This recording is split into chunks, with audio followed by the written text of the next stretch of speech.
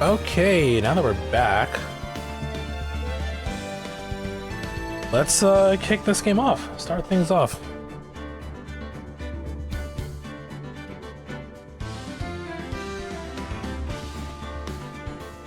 Given the time, first case for sure, second case maybe, but I mean, we make pretty good time if we finish with 2 cases today.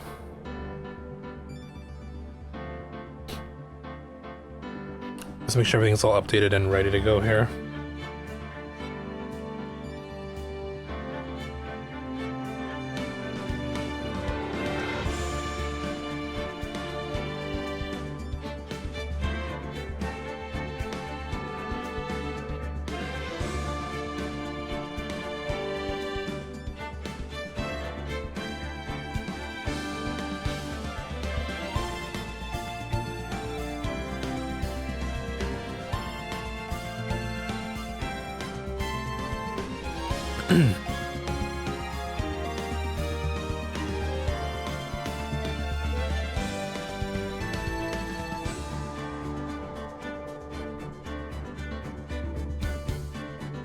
Okay, I think we are good.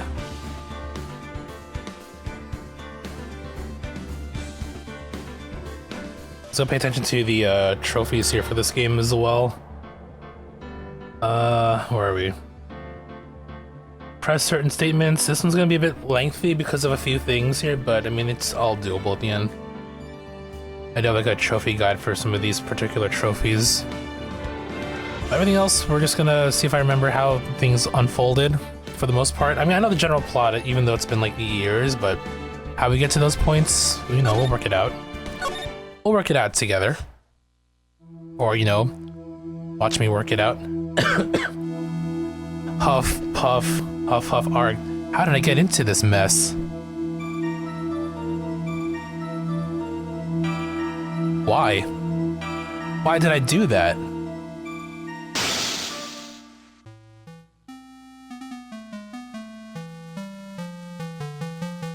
That girl, you shouldn't see her anymore. Hey, it's none of your business. I'm telling you for your sake. If you continue to see her, it's going to be bad news. See, that's Phoenix on the right there. You're lying. Just listen to me. There's something you need to know about that girl. Stop it. Don't talk about her like that. And then... he's dead. Is Phoenix the killer? It wasn't me. I didn't...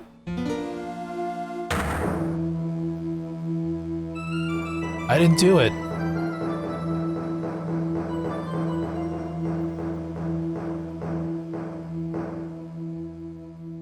Five years earlier, Mia faced second trial. Wait, 5 years prior to... oh. I guess prior to the end of, second game, I guess? So he plays Mia, you know, before she died. It's finally time. Kind of nervous. Oh, Mr. Grossberg, good morning. Ah, Mia, please calm yourself down. You're going to get yourself arrested for suspicious behavior, you know. What are you talking about? I am relaxed, Mr. Grossberg. Look at me. I'm relaxed. No, let go of my lapels. You obviously haven't gotten the temperament to be a lawyer. I'm so sorry. It's just that I'm so nervous today. Oh, that's right. This is your first time in the big leagues, isn't it? Well, never you fear, my dear. I'm Marvin Grossberg. I'm at your service. Actually, this is my second time in court. Still, you surprised me. What with your earnest request last night? Let me handle this case, you suddenly said. And quite forcefully, too. I just found out yesterday about the case, I mean. What? You've already learned all the relevant facts? Well, about that. You see, I mean, of course I have. I think. Oh dear. In any case, don't let our client see you so nervous. You see the poor young man in the pink sweater over there? That's our client. Cough, sniffle. Good morning, good morning there, everybody. Good morning. Try to keep smiling, Mia. I just want to say, I'll give it all I've got. Yep, it'll be fine, no prob. Cough. Oh, what's wrong? Do you have a cold or something, Mr. Rye? Actually, it's Wright. Like the Flying Brothers, people screw it up all the time. And yes, I have a cold. That's why that's what this mask is for. My doc says this way I don't give it to anyone else. Be kind to others, he says.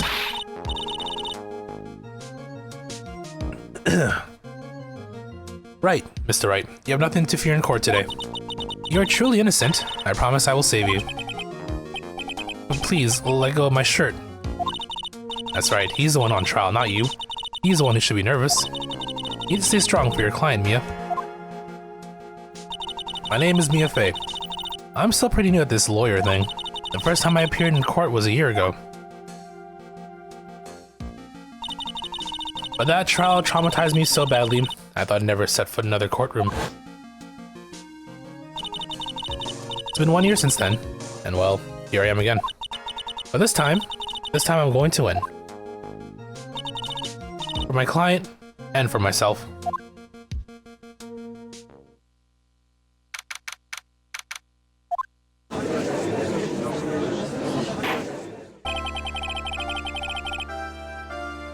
New music? Court is now in session for the trial of Phoenix Wright. Defense is ready, Your Honor. The prosecution is ready, Your Honor. The defense today is Miss Mia Fey, was it? Yes, Your Honor. Is there a problem? I was under the impression that Marvin Grossberg was to be leading the defense. Yes, well, you see, Mr. Grossberg had a bit of an emergency. Emergency? But isn't that him standing right there right next to you? Yes, well, you're just a rookie. Are you sure you can really handle this? Let him scare you, Mia. Give him your toughest look. Of course, Your Honor, I think. Well, Mr. Payne, your opening statement, please? Well. I can't believe a veteran like me has to spend his time babysitting a new defense lawyer. Don't worry, little girl. It'll all be over soon. What was that all about? Was he trying to trash talk me? Now then, I'd like to proceed with a summary of events on the day in question. The incident occurred on the campus of Ivy University. The murder victim was a student named Doug Swallow. He was a fourth-year student studying pharmacology. It sounds like he was a very bright young man.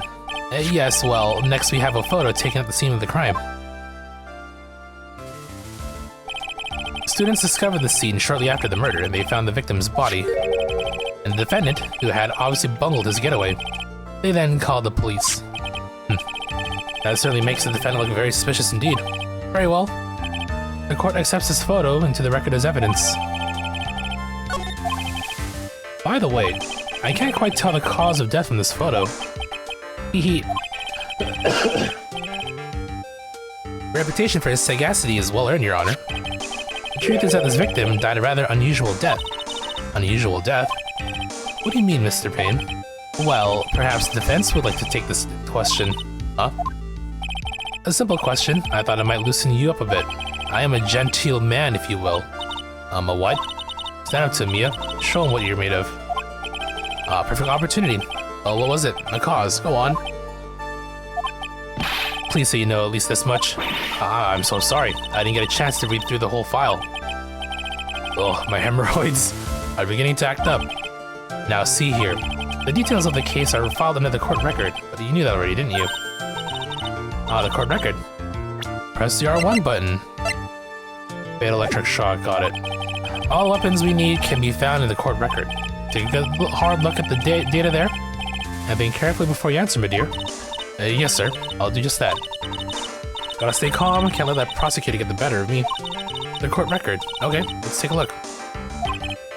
Now then, would the attorney for the defense please answer the question? What was the cause of death? Asphyxiation. Okay, so nothing for this particular... Okay, there's one trophy for this case, but this is... Okay, it won't be for a little bit, I think. According to the record, it was a fatal shock. In other words, fatal electric shock. In other words, electrocution.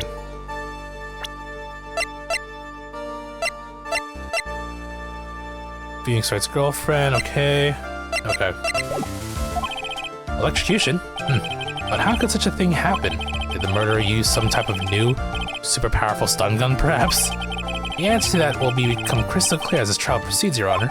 Before that, there is one more vital issue. Oh, what's that? Why, motive, of course. Apparently, there was some bad blood between the victim and the defendant. Bad blood? Well, what do you mean? Oopsie, I'm terribly sorry. You're the defense attorney, so you must know all about it. I shouldn't be stealing your spotlight like this. I really don't like this guy's smug attitude. That's Winston Payne for you. He's one smooth operator, if you catch my drift. They don't call him the rookie killer for nothing, you know. Now then, let's hear from the defense. What was the source of the bad blood between the victim and the defendant? And this time, I would like to see some supporting evidence. No need to get all worked up over this. As I said, all our weapons can be found in the court record. Find the evidence you need and then shove it into old Greybeard's face. Yes, sir. Into old Greybeard's face. Mr. Grossberg, try to set a better example for the young lady. Mia, evidence isn't the only thing in the court record. People's profiles are as well. You can toggle between profiles and evidence within the... Okay, yeah. Right. Cause of bad blood. Dahlia Hawthorne. The reason for the bad blood between the two of them was this woman here. Dahlia Hawthorne, is it? Very good, Miss Faye. You seem to have picked up on at least this much. This woman is the girlfriend of the defendant, Phoenix Wright. Up until about 8 months ago, she was with the victim, Mr. Swallow. Clearly, she has some part to play in this story. He's done it again. Before the cross-examination starts, he's already got the judge thinking like he wants. Very well, Mr. Payne. Please call your first witness. If it pleases the court, the prosecution would like to call Mr. Phoenix Wright. What? The defendant? Well, Miss Faye? It's fine. After all, Mr. Wright is innocent, right? The defense has no objection. Very well. The court calls Mr. Phoenix Wright to the witness stand.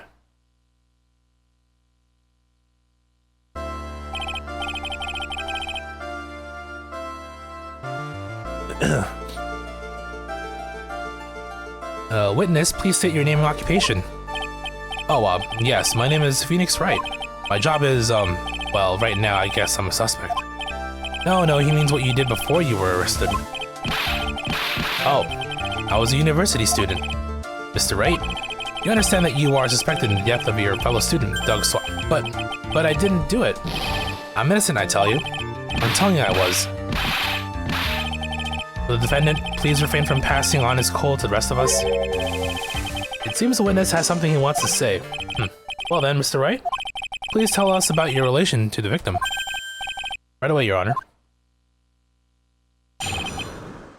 The victim and I admit I was there. But I'm not a killer. All I did was find his body. I hardly knew the guy to begin with. I never even talked to that stuck-up British wannabe.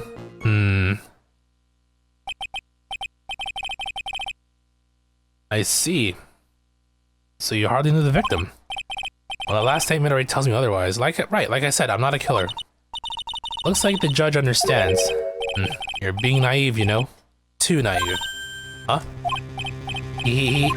Seems that you've forgotten one small thing, young lady. And that would be, this witness still has to undergo something called cross-examination. Cross-examination? He's right, and it's the defense's duty to carry out the cross-examination. The purpose to determine if a witness... Okay, we know all this.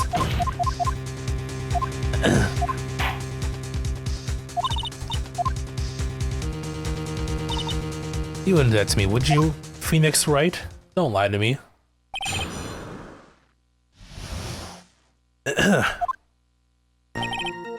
First off, I mean this one already.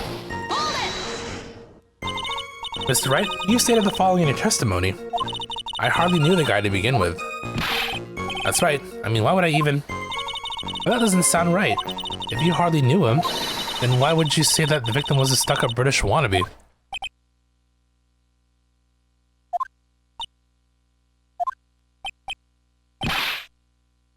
Chew. Well, Mr. Wright? No, it wasn't me. I'm not a killer, I swear. Mr. Wright, I will give you an opportunity to revise your testimony. How is that you knew the victim was, as you put it, a British wannabe? Yes, well... He was always walking around with a huge Union Jack on the back of his shirt. Wasn't he wearing a jacket?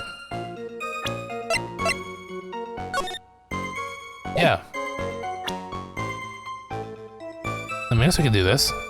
Objection!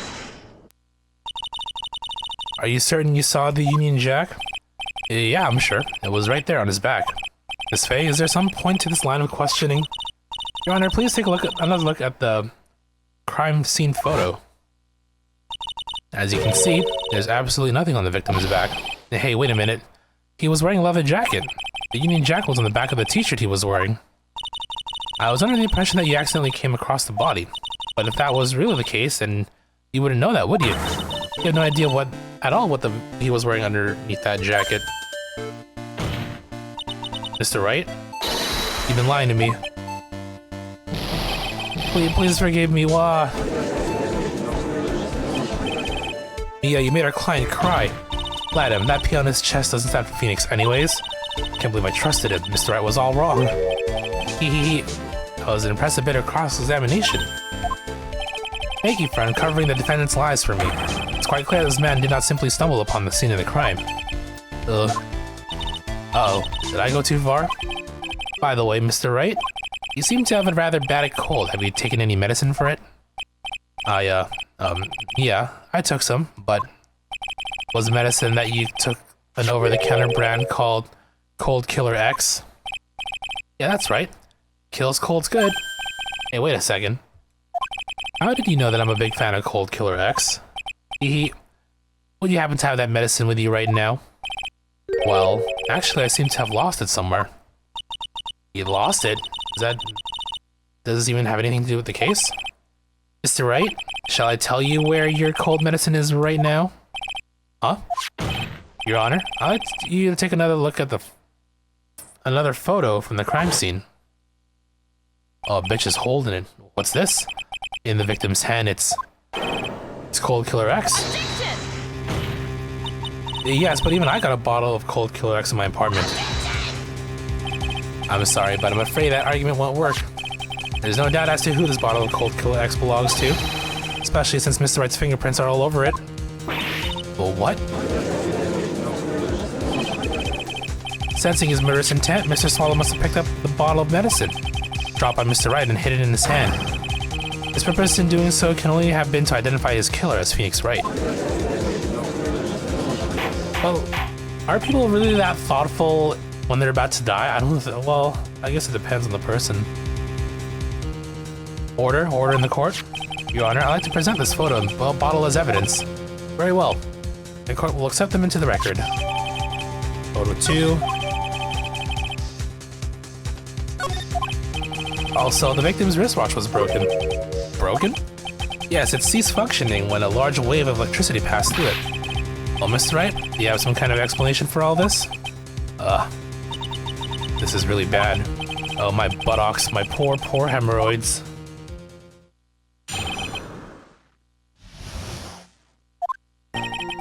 The truth is, I went because he called me. He was in the pharmacology department, so we agreed to meet at 2:45 behind that building. We talked for a bit, and then around 3, we split up. Then later when I went back, I found him lying there. I've been taking Cold Killer X for the last 2 or 3 days. I lost my bottle of it around lunchtime on the day of the accident. Mr. Wright, that's completely different from the testimony you gave previously. Perjury. Get him. I'm sorry, Your Honor. I was afraid you wouldn't believe the truth. You'll forgive me if I say I hardly find your current testimony any more credible. This way, please begin your cross-examination. Oh, please, Mr. Wright, don't tell any more lies.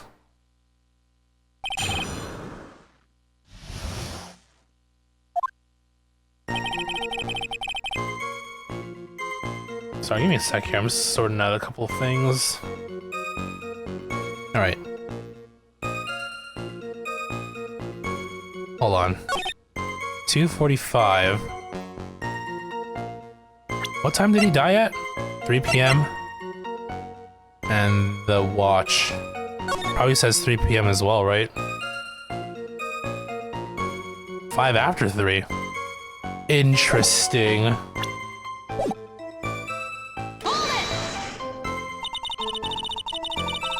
Excuse me. Was it Mr. Swallow who indicated you should meet at 2:45? Yeah, and we were both right there on time. You said that the victim was in the pharmacology department, correct? Yeah, he was studying how to manufacture and improve pharmaceuticals. Everyone called him the alchemist of IVU. An alchemist, I see.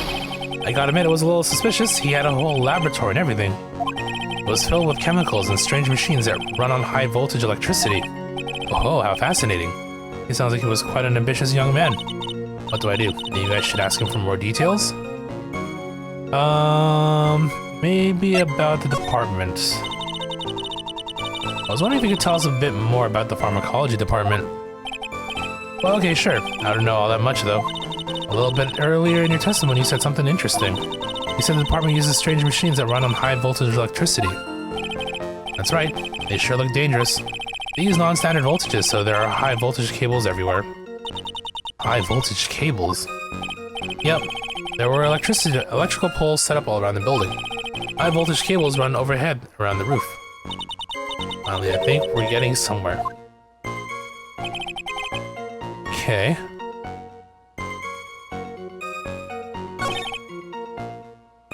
So I'm lying there. We lost her bottle.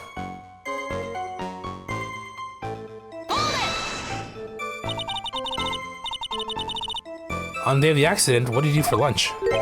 Huh? What does that have to do with anything? You can never be too sure. I always eat with Dolly, just the two of us. Dolly's homemade lunches are just the greatest. Her mini omelets are magically delicious. Now, why did you punch me in the jaw? Oh, I'm so sorry. I just felt like hurting someone all of a sudden. I think that's enough for now. So the defendant and the victim met at approximately the time of his death. Then the defendant returned to the scene for some unknown reason. Not entirely convinced by his explanation about the medicine bottle either. Let me be frank here, Mr. Wright. Your testimony cannot be trusted. What do you mean? I knew it was too much work for a little girl. However, there's one mystery that still remains.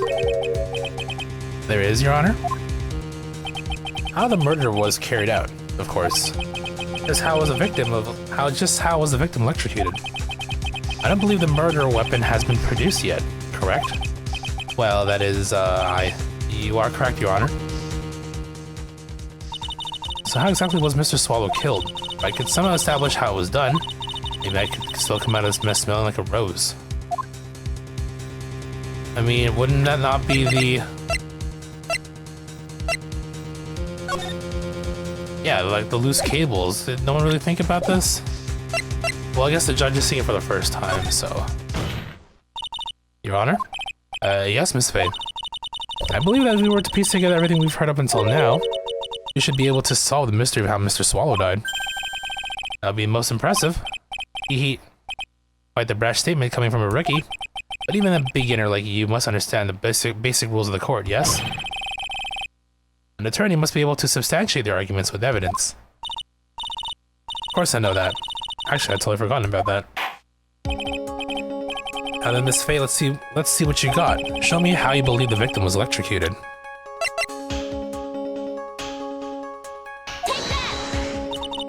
As for the cause of death, I'd say this picture captures it quite well. What? But there's nothing that even remotely resembles a murder weapon here.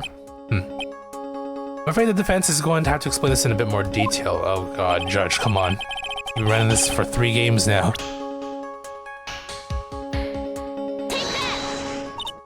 Well, naturally, it's right here. That's... What is that? A severed electrical cable, I believe, Your Honor. During the testimony we've heard, the machines the pharmacology students use in their experiments require high voltage. And because of that, there are special high voltage cables strung up everywhere. So then, the high voltage cable... Yes, the high voltage cable is the cause of death. That is the most likely explanation. That certainly sounds plausible. Well, Mr. Payne, what do you have to say about this? Well, I believe some praise is in order. Don't toy with me, old man. Now, the victim's cause of death may indeed have been a high voltage cable. However, I want you to think about what that really implies. The only one who had the opportunity to use the cable as a murder weapon was... the defendant.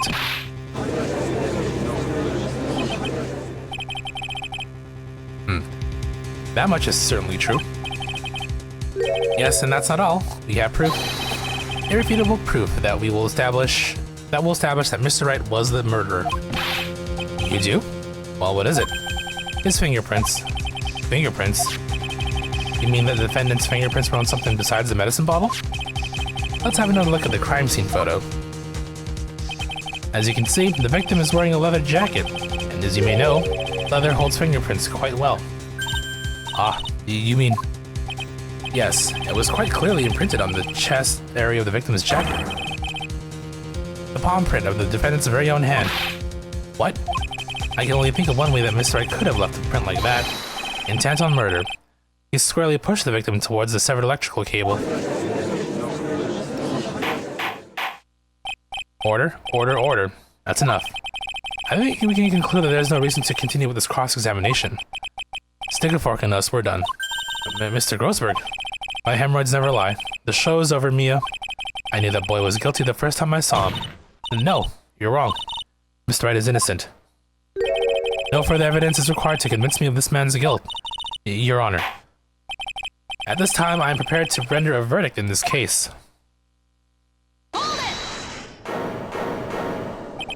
you have something further to add, Miss Faye?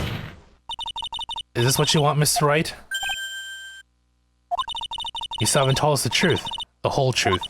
If you don't say something now, the judge is going to hand down his verdict. But I can't. I just can't say it. If I told you what really happened, then I'd be... It's okay, Mr. Wright. I'm your attorney. You can trust me. Miss Faye. No matter what it is you have to say, I believe in you and I'll represent you to the very end. You already established the defendant's guilt. There is no further need for him to say anything. Well, wait a minute, Mr. Wright. I'll tell you what really happened. I've already told you, Mr. Wright. There's no need for further... I did it. I admit it. I pushed him. It's my fault. My fault that Doug Swallow was dead. Hey Chris, what's up? How you doing?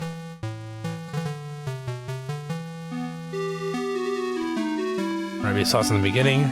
Telling you for your sake. Yep.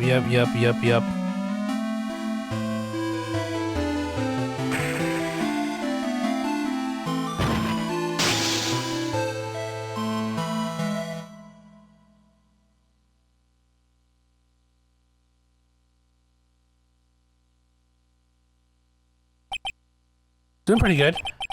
I managed to platinum a game that we've been sitting on for the past couple of years because of a bug.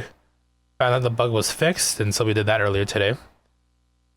So now we're gonna try and finish up this third game, wrap up the trilogy, get ourselves another platinum, and then go from there. But overall, it's been good. I mean, you know, work's been chill. I'm just doing my thing. Nothing more to it, really. Thank you. So we're just continuing on with the story here. What you just said, was that the truth? Yes, I was afraid. Afraid that if I told the truth, everyone would think I was the murderer for sure. Well, as things currently stand, we're all absolutely convinced you are. Please give me one more chance to explain. This time I swear I'll tell the whole truth. It'll be okay, won't it, Miss Faye? I believe in you. Oh, thank you. I still can't believe it. He really did push the victim. Ugh, it feels like my hemorrhoids are doing the Harlem Shake. Oh my god, stop. Enough about your hemorrhoids, Grossberg, please. That guy. He was talking bad about Dolly. Such a Street Fighter sounding move. I mean, it is Capcom after all. I lost my temper and gave him a shove. At that moment, I heard some kind of loud noise. A little while after I left, I started to get worried. So I went back, but he was just lying there, dead.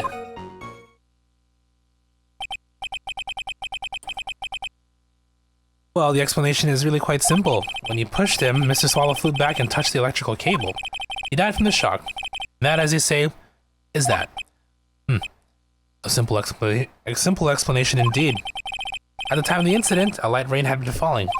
But from the rain, the victim was more easily electrocuted. But when I pushed him, there weren't any electrical cables nearby. If there had been something like that, even I would have noticed it. That's true. Even a doofus like him could have missed that. Miss Faye, let me warn you right now that if your cross-examination doesn't yield any new facts, I intend to deliver my verdict without further delay. Are we clear on that? Yes, Your Honor. Don't give up, Mia. If he is innocent, there must be some kind of evidence somewhere that will prove it.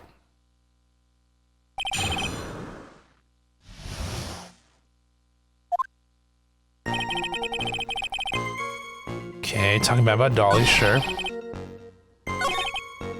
Loud noise. Can we get a bit more information on that? A loud noise? And what would you say that loud noise was, Mr. Wright?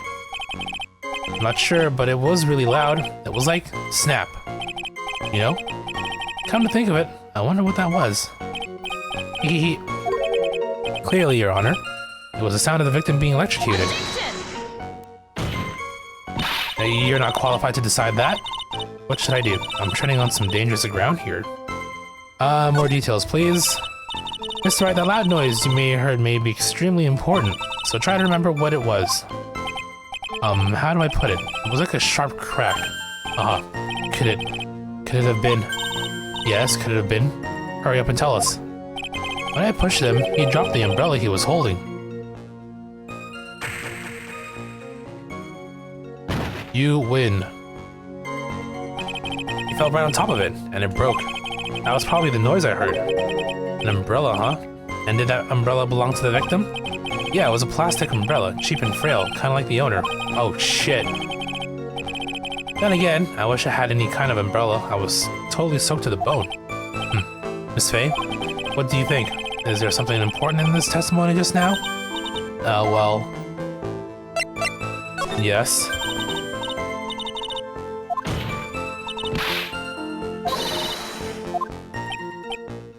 Perfectly fitting, flimsy information for a flimsy lawyer. The court agrees to the defense's request. Witness, please add the bit about the cheap umbrella to your testimony. But yeah, because the umbrella is actually like located far away from the... So I did fall on it. Clearly his body was moved after the shove. But let's see how this unfolds. Why didn't you testify about the umbrella from the very beginning? Come on, if I had mentioned that, I would have been able to counter the prosecution's arguments earlier. What do you mean by that? Take another look at the crime scene photo. According to Mr. Wright, the victim fell on top of his umbrella. However, if you look closely, the umbrella is nowhere near the victim. Actually, it's by the electrical pole. You're absolutely right. The conclusion here is obvious. After the defendant left, the victim moved from where he fell. In other words, after he was pushed by the defendant, Mr. Swallow was still alive. No!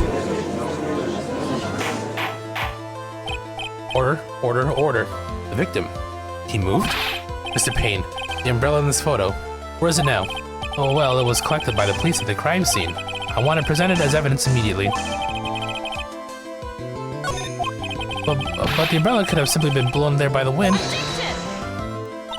According to the testimony, the victim fell on top of the umbrella. There's simply no way it could have been blown there by the wind. But... I know this matter of the umbrella seems relatively trivial, but as long as the smallest doubt remains, I cannot render final judgment. No.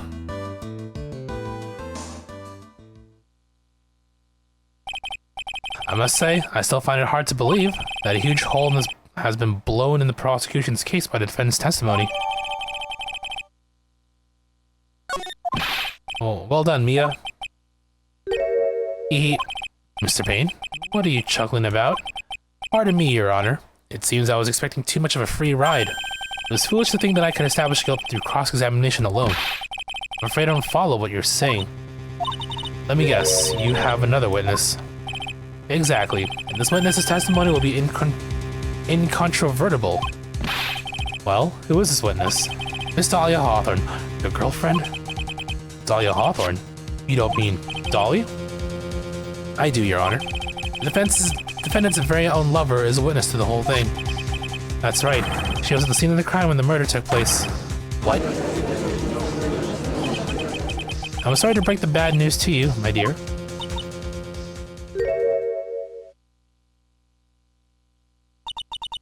Bad news? You couldn't be more wrong. Actually, I've been waiting for this. You can't be serious. Mia, what do you mean by that? I think this is a good point for us to stop at. Court will now enter a 20-minute recess. Afterwards, we will listen to the testimony of Miss Dahlia Hawthorne.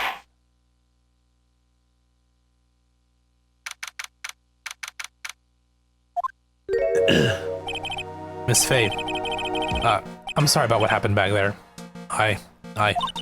It's alright. At least you told us the truth in the end, Mr. Wright. Yeah. So I guess I can start to relax then, huh? Relax, my boy? You can't be serious. After hiding such important facts? But the next witness is my Dolly, right? She'll save me. I know she will. Why do you think that? Huh? What do you mean? She's the love of my life, that's why.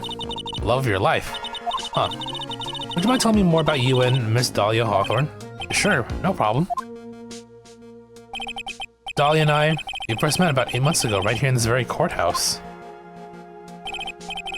Actually, I'm studying to be a lawyer, on the side. Anyway, one day she and I just bumped into each other in the reading room downstairs. That's why I really think it was a fate that brought us together. As soon as I first set eyes on her, I knew she was the one for me. Oh, here, take a look at this. She gave me this to me the day we met as a symbol of our love.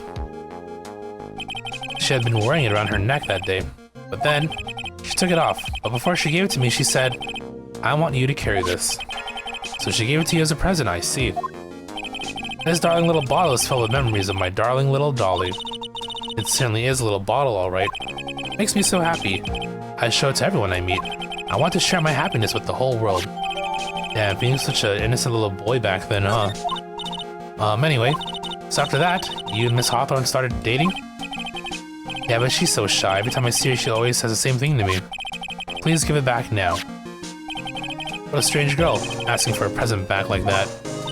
By the way, Mr. Wright, the day you first met Dahlia Hawthorne 8 months ago, it wouldn't happen to be on August 27th, would it? Huh? Yeah, it was. But how did you...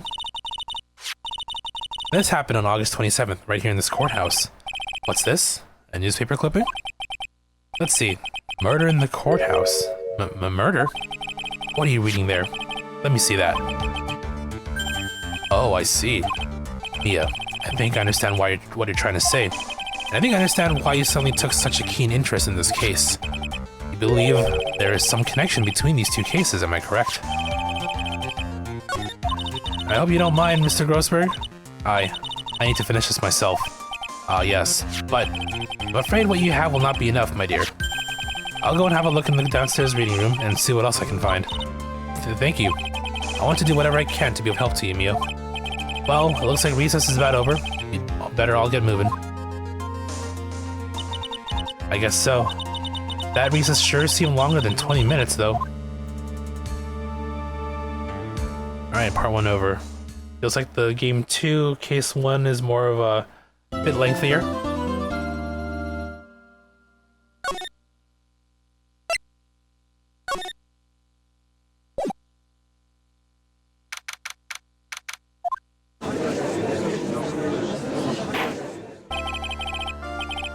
Court will now reconvene. Mr. Payne, please call your witness. This next person is someone who witnessed a crime as it happened. Prosecution calls Miss Dahlia Hawthorne to the stand.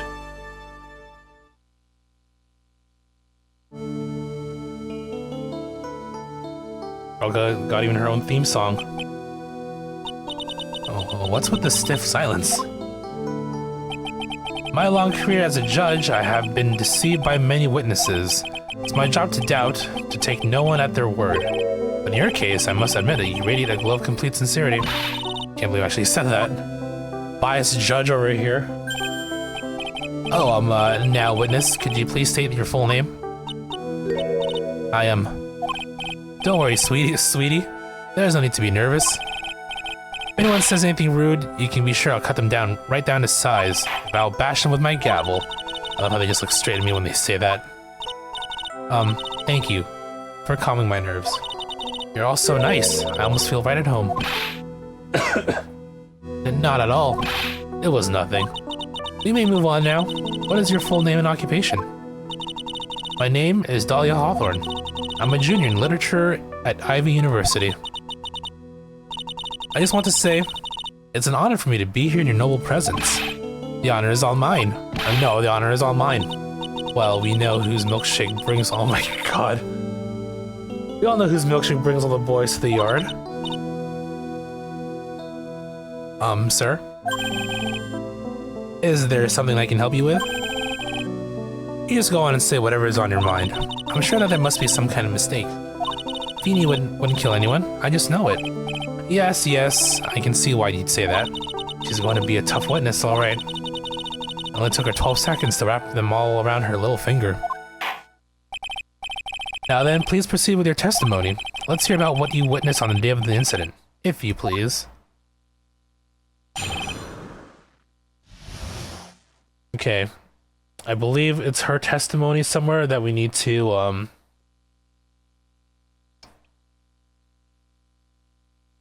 pursue for, a trophy.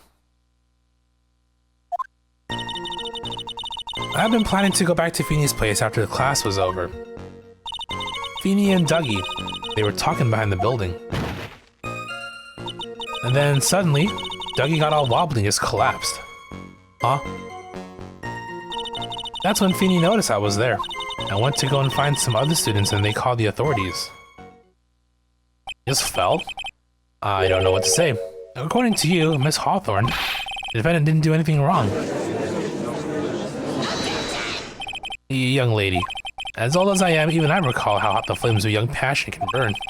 Nevertheless, it is my job to discover the truth. Please, tell us the truth. But I would never. That's more than enough, witness. I won't allow this to continue. Well, what do you mean by that? Please, just let me proceed with my cross-examination, Your Honor. I, for one, don't plan to win my case on a bunch of paper-thin lies. Tee, you haven't changed a bit. Mia Fey. What's this? So you two are acquainted? Yes, we met before. Once. In any case, Miss Fey, the floor is all yours. It's good to see you again, Madam Fey. Madam? I'm no one's grandma yet, girlie. And she never will be because she's dead. Sad. Alright, let's see. Sure.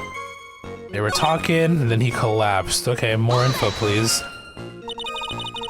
Are you saying that the victim just collapsed on his own? Yes. In other words, the defendant never touched the victim, is that right? I was watching the whole time. Feeny never did a thing to Dougie. If I press her for no good reason, I just know the judge will get angry with me.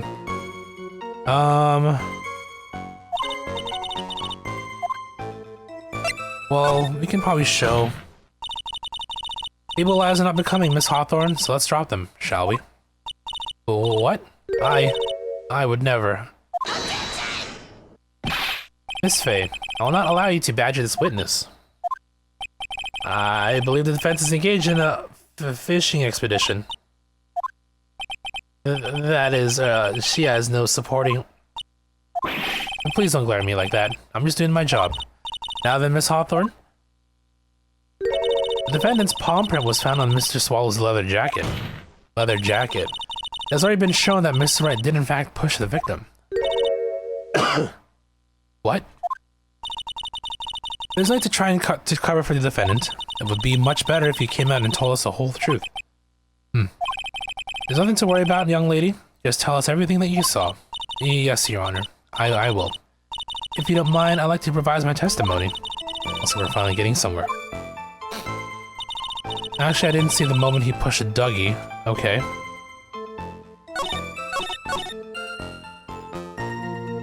It didn't look like they were fighting. I didn't hear anything unusual either.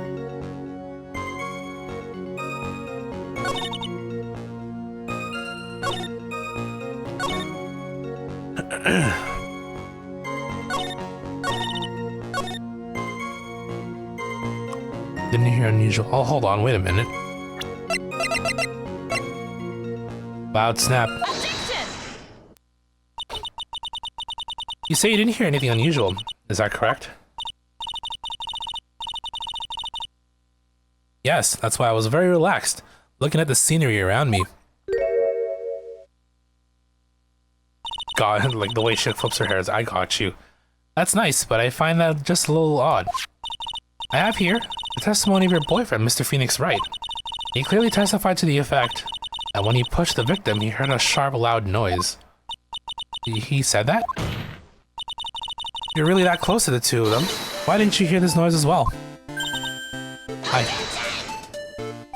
Oh, well, maybe the noise just wasn't all that memorable. But according to Mr. Wright's testimony, it was a sharp noise like a snap. There's only a noise like that could fail to make an impression.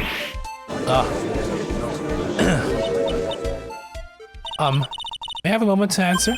By all means. I know the reason why I didn't hear the noise. You see, the truth is, I had my headphones on and I was listening to music at the time. Oh. Headphones? You mean that both your ears were covered? The rain was just beginning to let up, but it seemed as though Thor wasn't ready for his fun to come to an end yet. So the sky continued to flash and rumble. Thunder and lightning, huh? Yes, I'm afraid of the sound of thunder, so put my headphones on to block it out. Well, Your Honor, as you can see, there weren't any contradictions in her testimony after all. Wait a second, Mia. That testimony just now. She said something that could totally change this whole case.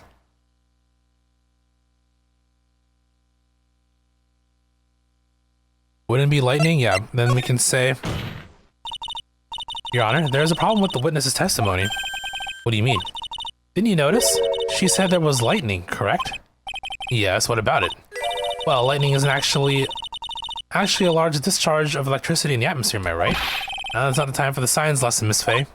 Yes, Your Honor. Anyway, the cause of death was electrocution. Isn't it possible that the victim died from being hit by a bolt of lightning? I must admit that the thought had not occurred to me. Just what kind of thoughts do occur to this guy anyway? This entire case is built on the premise that Mr. Doug Swallow was murdered, but that very premise itself is mistaken. The defense believes that Mr. Swallow was in fact the victim of a stray bolt. It appears the defense may be onto something. Could it be that the death was actually accidental? Alright, you did it, Mia. I'll be taking that not guilty now if you don't.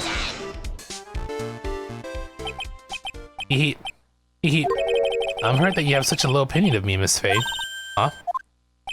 I'm not a fool, you know. The prosecution has done its research, Your Honor.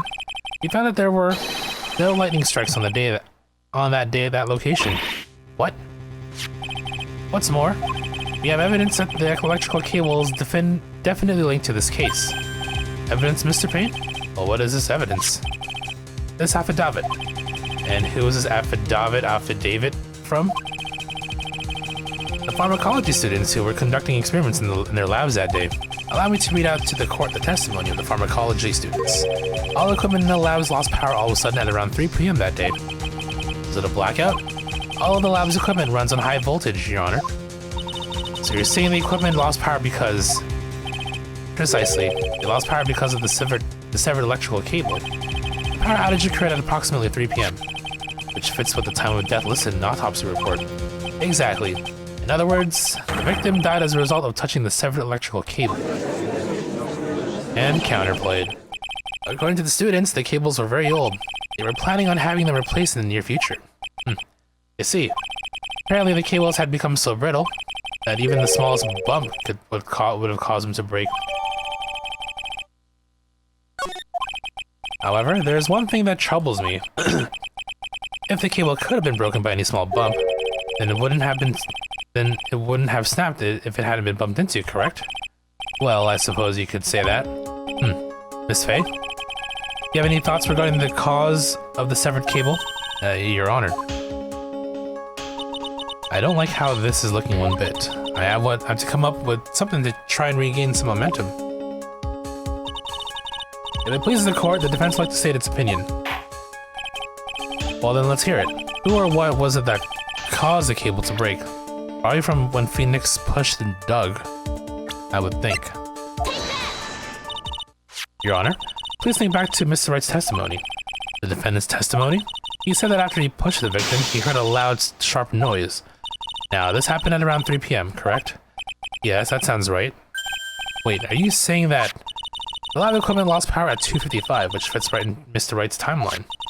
In other words, it was Mr. Wright's shove that caused the power outage. Yes, the prosecution also came to that same conclusion. It was that very shove that caused Mr. Swallow to be electrocuted. I'm afraid I can't agree with you there, Mr. Payne. So, what's that supposed to mean? Take a good look at where the victim landed after being shoved. See the umbrella? It's by the electrical pole. That's right. The victim banged into that pole as a result of being pushed. It was that impact that caused the cable to break. Well, that makes sense. And then the victim was electrocuted. I'm sorry, Your Honor, but no, it doesn't make sense at all. The victim was shoved into the far pole, and he couldn't have been electrocuted by the severed cable in the foreground here. Ah. In other words, someone other than my client must have electrocuted the victim. Order in the court? Ah, the lamentations of my enemy. Have I longed to hear them? It's true. The defense is absolutely correct. There doesn't seem to be... Mr. Judge, sir, may I say something? Madam Attorney's explanation. She said things that are a little different than I remember them. Well, what? Well, what the? Please, just once more. May I please testify one last time? Please, Mr. Judge? Of course it's alright. Just go right ahead and give your new testimony. This is it. She's finally starting to show her true colors.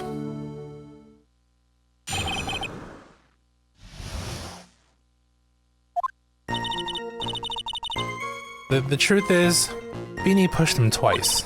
The first time was into the electrical pole. That's when the cable broke. And Dougie tried his best to run away from him. Then Feeny caught up and crashed into him from behind. The cable snapping and Dougie being electrocuted. It all occurred in less than a minute. Less than a minute? But the time of death and everything. Interesting. The victim got up and tried to run away. And that's when the defendant pushed him for the second time. I'm so sorry, Feeny, but I just have to tell the truth. Am I doing the right thing? Am I, Mr. Judge? Of course you are, my dear. As painful as it may seem, you are. Now then, Miss Faye, you may now proceed with your cross-examination. Okay, this is where we need to get one of the trophies.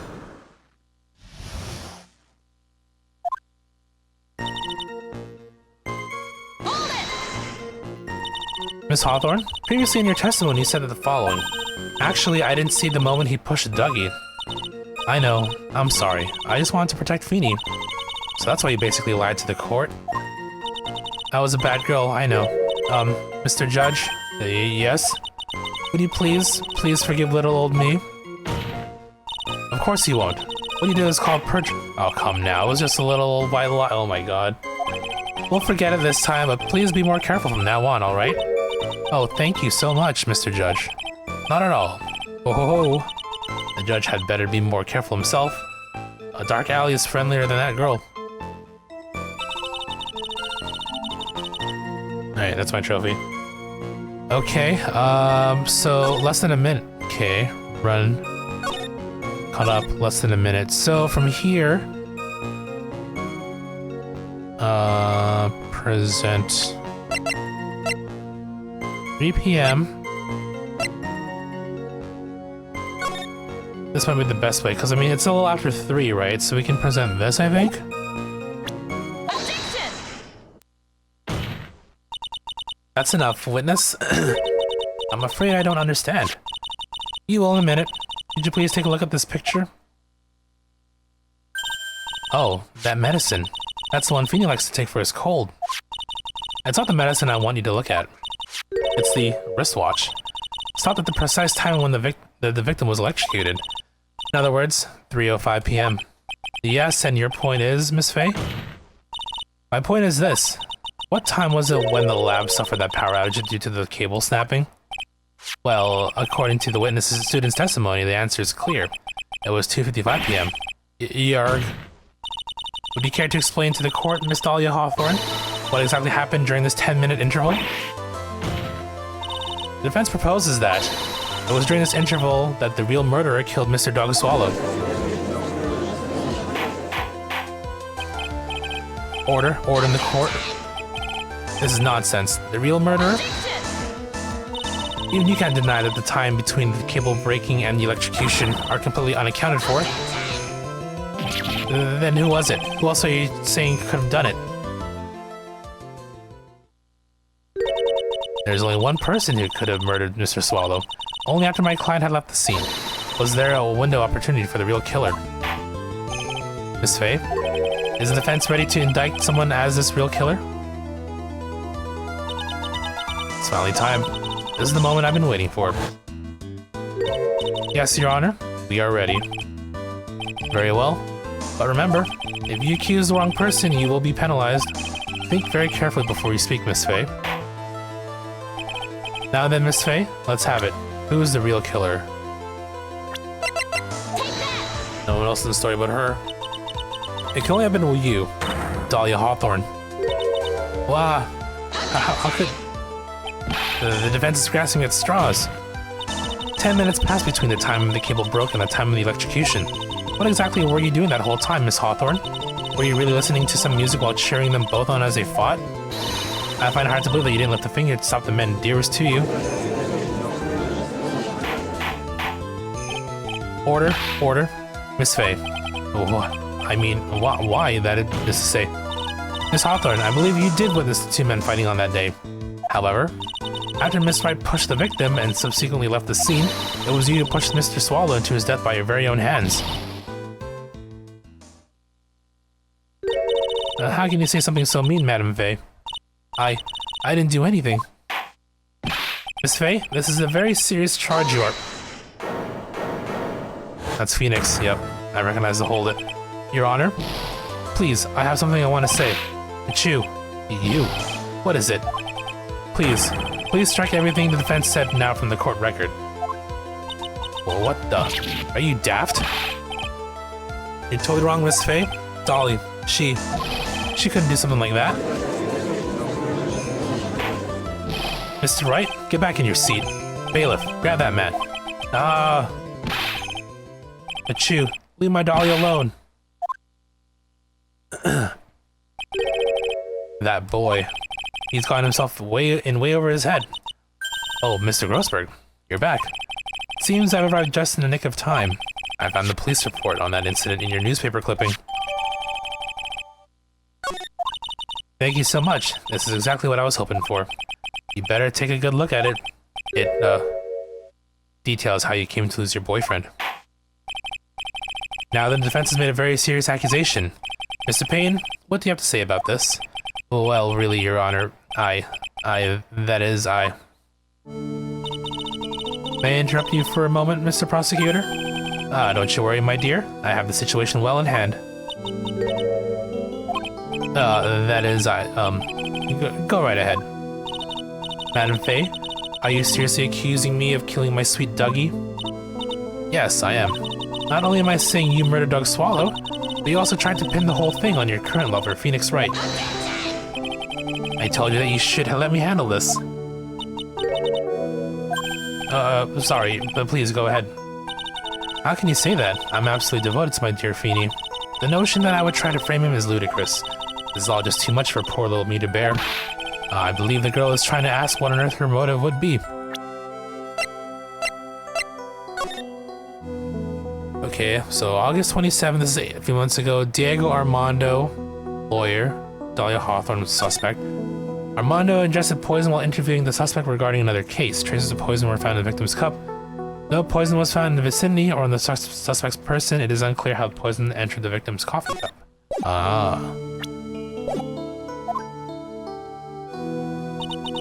The answer to that lies somewhere in this police report. It must. 8 months ago, an incident occurred in the basement cafeteria of this building. And then, that same day, the two of them accidentally meet. Your Honor, the defense's request further testimony from Miss Dahlia Hawthorne. Further testimony? What about? About the events of the day when she first met the defendant, Mr. Phoenix Wright. What could that possibly have to do with this case? The witness claims that she has no reason to frame the defendant. Am I correct? We'll have evidence that suggests that she in fact had a very good reason. Very well then. The court grants the defense's request. Young lady, would you mind staying on just for a little bit longer? Of course not, Mr. Judge. Get ready for the battle of your life, Dahlia Hawthorne. Ow, I meant my Feeny.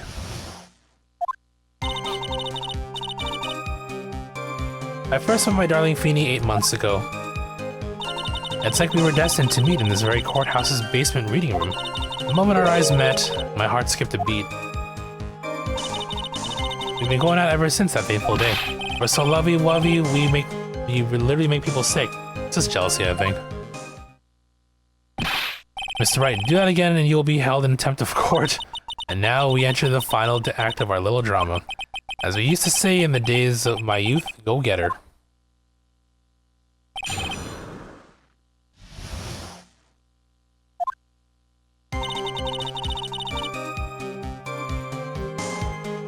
Alright.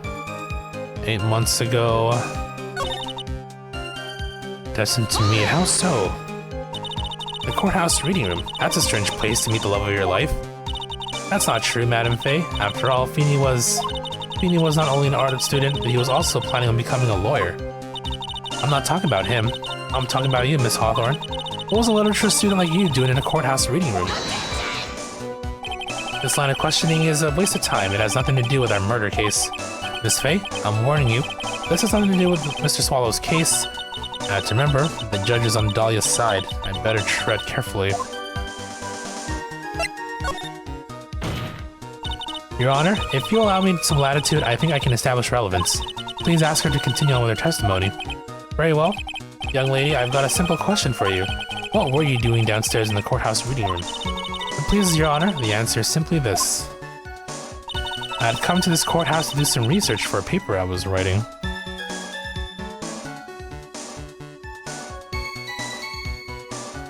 Well... now we have the report, right?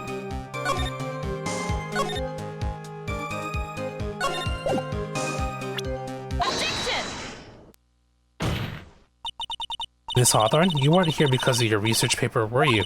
Didn't you actually come here for a much more important reason? Oh, what is the meaning of that cocky smile on your face, Miss Faye? 8 months ago, right here in this very courthouse, there was another tragedy. Another tragedy? Do you mean the incident in which an attorney was poisoned?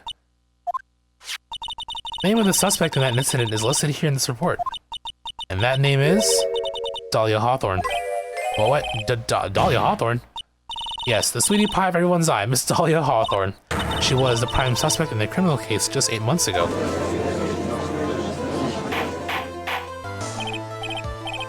Order, order, order. This is unbelievable. It's true then. The loveliest rose can hide the cruelest thorn. Miss Faye, that's not fair. You can't slander my witness with an unrelated case. I, Winston Payne, will not allow it. Mr. Prosecutor, I believe I was speaking. Pardon me? Go right ahead. It's true that about 8 months ago, the police expressed some interest in me.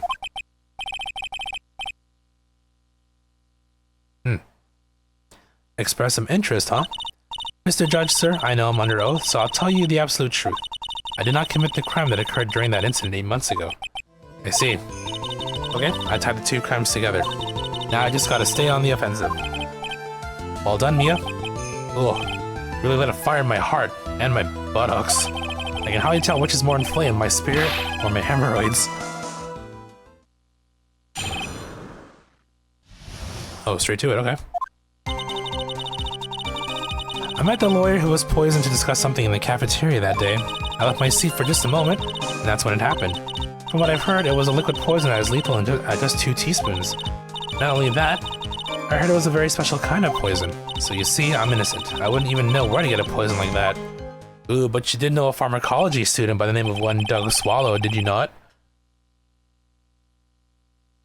That's what happened 8 months ago.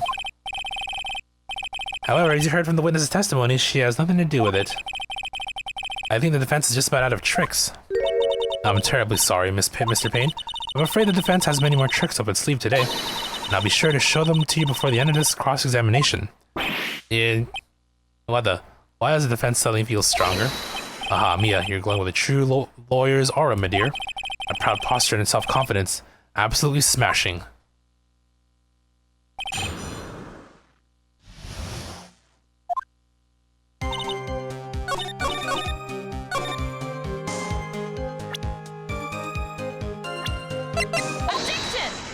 You got her. You wouldn't know how to get that kind of poison? I don't believe you. What? In fact, you had easy access to that kind of poison, didn't you? At your boyfriend's lab.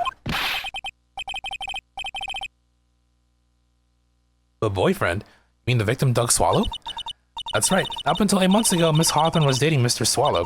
And if you recall, Mr. Swallow was a pharmacology student at Ivy University. Of pharmacology. His laboratory contained highly advanced chemistry equipment. In fact, without such equipment, the culprit could never have attained such a rare and special poison. Oh, here we go.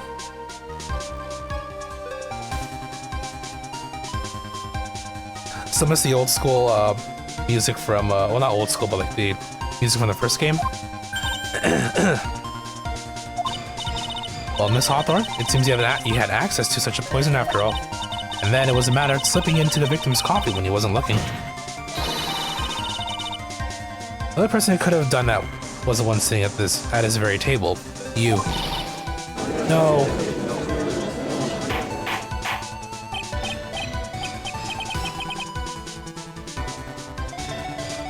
Order. Could it be? That's nothing but a base vacuum. May I say something, Madam Faye? What is it, Miss Hawthorne? The amount of poison in the coffee was 2 teaspoons, correct? In order to carry that much liquid, you would need some kind of container. Well, yes, that's true. I was searched immediately after the incident took place. Quite true. In fact, the entire courthouse was turned upside down. But they didn't find a suspicious container anywhere, did they? She's right. They even mentioned that in the report. Well, you could have easily gotten rid of something that small. Excuse me, madam, but this is a court of law. You're saying I threw the poison container away. I think you need to show some kind of proof. Proof? She got me good with that. Provide some evidence or I'll have to disallow this line of questioning, Miss Faye. Unless we can come up with some evidence, we're going to lose this lead.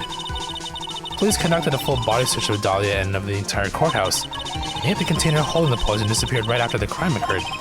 You're going to accuse the young lady of committing the murder. And where is this container the poison was carried in? What happened to it? Must be this one, right? You were forced to get rid of the container in a hurry, weren't you? And that's why you passed it on to someone that had nothing to do with the case. Someone that you knew wouldn't be searched. But who is this person? Mr. Phoenix Wright, of course. So the defendant was this witness's accomplice? Of course not. She gave the poison to him, disguised as a present. Well, what? But that's... That is a charming little necklace. Is this? A little bottle? It's really quite cute. So what about it? What does it mean, Miss Faye? The day that the witness met and fell for Mr. Phoenix Wright was 8 months ago, August 27th, the very same day as the poisoning incident. Under the pretense of love, the witness gave my client a present. All for the purpose of hiding that one piece of evidence that would give her away. What? Are you saying there's a deadly poison in here? No, there's no longer any poison in the bottle. However, I'm certain if the crime lab were to analyze it, they would find a trace amount. No, Order in the court. Objection! On behalf of Dahlia, I object. Mr. Wright, control yourself. I won't let you bully her like this. Mr. Wright, I thought I told you to stay in your seat. Mr. Wright, why? Why are you going through so much trouble to protect her? Why? But because I'm madly in love with her. Sit down. Madly in love. I haven't heard anyone say that in a long time. Mr. Wright, have you ever thought about this? Why exactly would a woman like Dahlia Hawthorne want to date you anyway? Well, I guess she must be madly in love with me too. Mr. Wright, please, open your eyes. At this point in the trial, I think it should be obvious to everyone. The real reason that Dahlia Hawthorne is dating you is because of that necklace. Dahlia Hawthorne was not, and is not, madly in love with you. The only thing she was after is that bottle necklace you love to wear around your neck. My necklace? Back there in the waiting room, you said it yourself. Yeah, but she's so shy, every time I see her, she always the same thing to me. Please give it back now.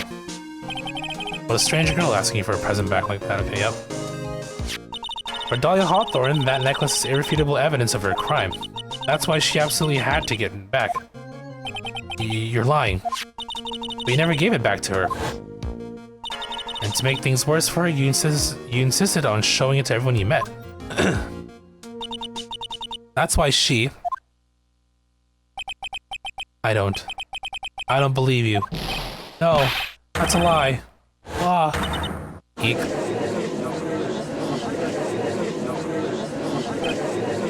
Mia, are you alright?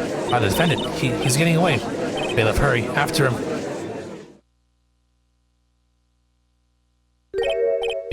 Mia, are you alright? Yes, I think so. That boy, he went completely insane. Where's Mr. Wright? It looks like the bailiff caught him, so he should be back soon enough. Thank goodness.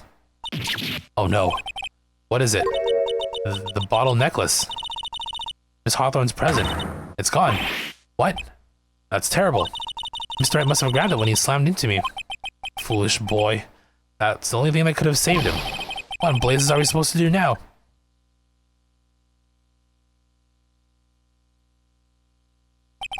Mr. Wright, this sort of behavior is unprecedented in the history of this court. I'm sorry. I'm afraid your apology is not enough. Mr. Wright, what did you do with the bottle necklace? Forgive me. I'm sorry. It's okay. Just get back the necklace. I ate it. You what? You ate it? It was too big to swallow, so I had to chew it into little bits first, but yeah. Bro, there's poison. What the? Oh, what? What is he doing now? Your Honor, you gotta stop the trial. Mr. Wright, are you feeling okay? Does your stomach hurt? The bottle you swallowed may have had some poison left in it.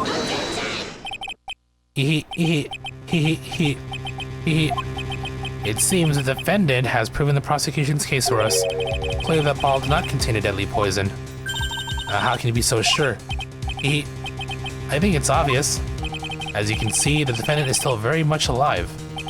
As for the poison, more like a fledgling defense attorney's overactive imagination.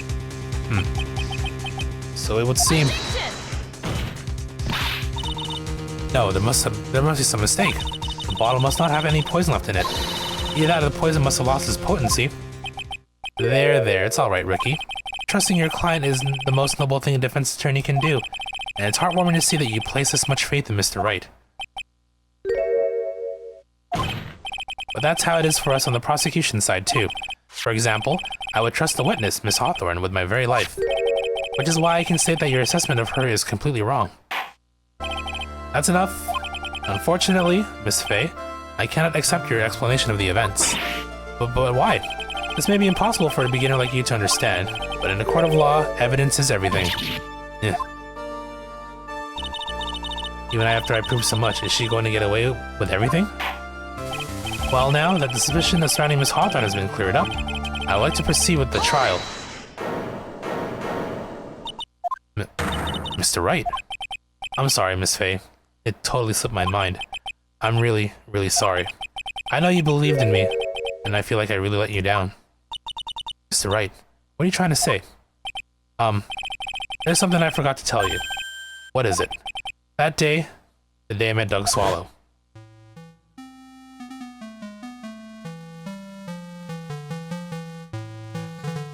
That girl shouldn't see her anymore.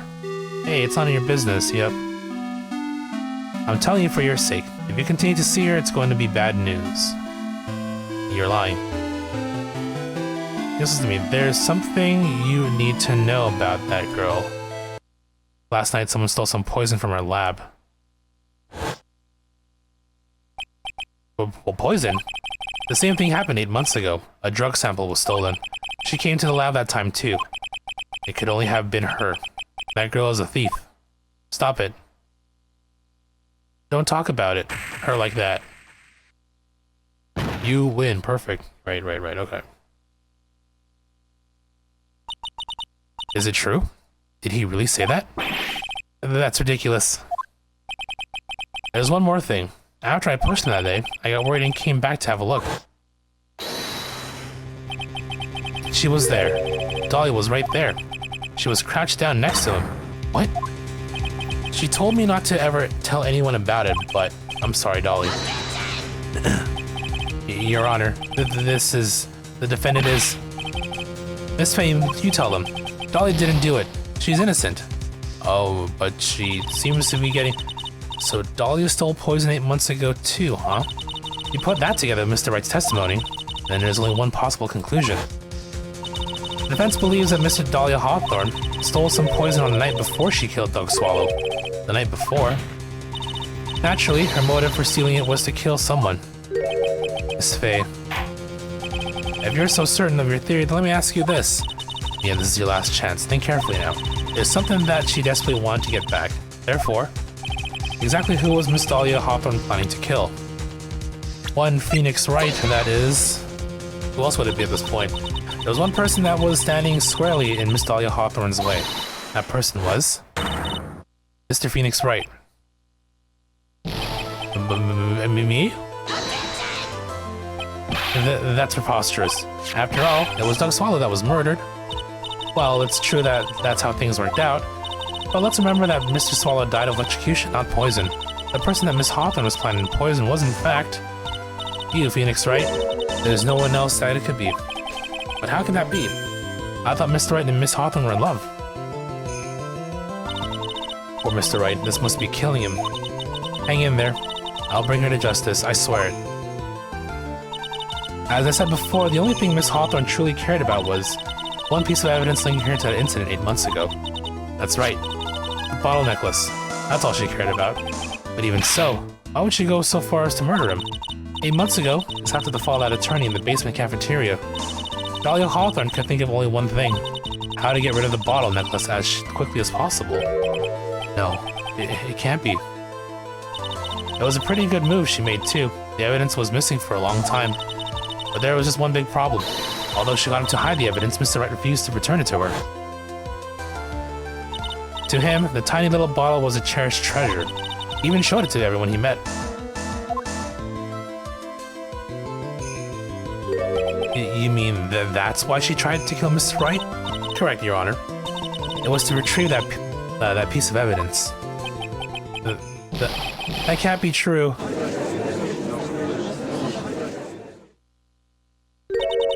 Feeny, what a joke you are. Honestly, how can any woman ever count on you for anything? I even told you time and time again to keep your trap shut about me and that necklace. You disgust me. Miss Hawthorne? It appears that we're nearing the end of this trial. Fine. I can tell you plan on making me a criminal no matter what I say. You are a criminal, Miss Hawthorne. We'll see about that. But first, where's your evidence? It seems your sniveling little crybaby of a Clyde has eaten the bottle as a snack. Ugh. Well, hey, old man, are you senile or something? Why don't you say something instead of sitting there with that dumb look on your face? Miss Hawthorne, what's happened to you? Are you really that shocked? Or do you prefer me? This way, Mr. Judge. With absolutely no proof, you treat a voluntary witness like she's a mass murderer. Well, I have nothing more to say. I'll be heading home now if you don't mind. But we're not finished. Fine. Then ask this nasty old hag to finish up already.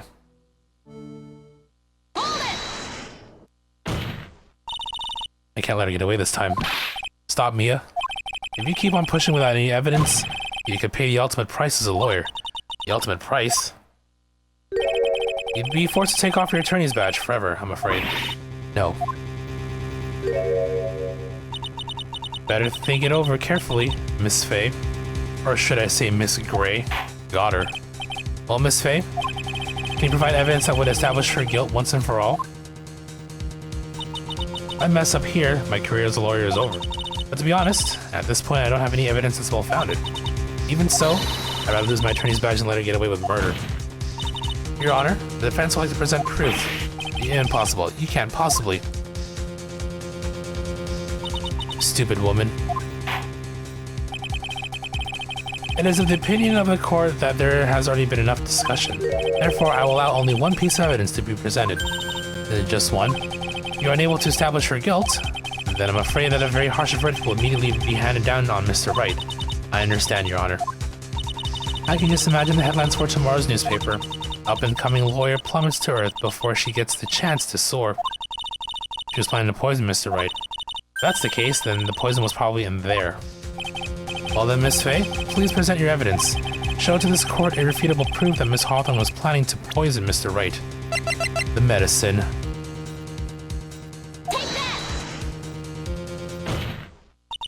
Here it is, Your Honor. The evidence that will prove her guilt once and for all. Cold Killer X. Phoenix Wright's beloved cold medicine. Does our rookie defense attorney have a bit of a cold? If I did, I still wouldn't take this cold medicine. After all, it's been poisoned. Oh, what? I don't know what the defendant said in his testimony. I lost my bottle of it around lunchtime on the day of the accident. I always eat with Dolly, just the two of us. She was the one who took his bottle of Cold Killer X. Then she poisoned it, knowing that Miss Wright was going to take some. Now you're really grasping at straws. After all, it was a victim, Doug Swallow, that was holding the medicine. I would like the court to recall that crime happened 8 months ago. Where did Miss Hawthorne hide the evidence? Huh? What are you talking about? 8 months ago, the poison was hidden in her bottle necklace, which she then gave to someone else for safekeeping. Someone had accidentally run into the reading room. My client, Mr. Phoenix Wright. Yes, that's right. She did the same thing this time as well. After shoving the victim, Mr. Phoenix Wright left the scene of the crime. That is when the murderer, Dahlia Hawthorne, appeared. With her, she was carrying the poisoned bottle of Cold Killer X. This, of course, was so she could carry out her plan to murder Mr. Wright. I believe she did testify that she was going to meet with the defendant. Yes, and she heard and saw everything that happened at the scene of the crime, including what the defendant and victim were arguing about, and the cut electrical cable. That's when she realized I can't allow Doug Swallow to live. She used a severed electrical cable to silence him forever. Unfortunately for her, this is when the problem occurred. Mr. Wright, who she thought had left the scene, came back to check on the victim. And on top of that, because of the power outage, some students showed up as well. It's hardly any wonder that she was, as she put it, in a state of panic. Recall that she was carrying that bottle of poison cold medicine. She must have thought, what if they searched me like they did 8 months ago? 8 months ago. Yes, she disposed of the evidence exactly the same way she did back then. She had someone else hold it. In this case, Doug Swallow.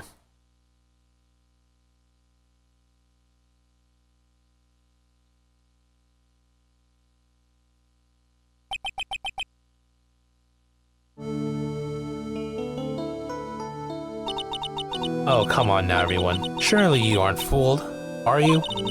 This stupid woman, she's nothing but a filthy, stinking liar. Right, Mr. Prosecutor?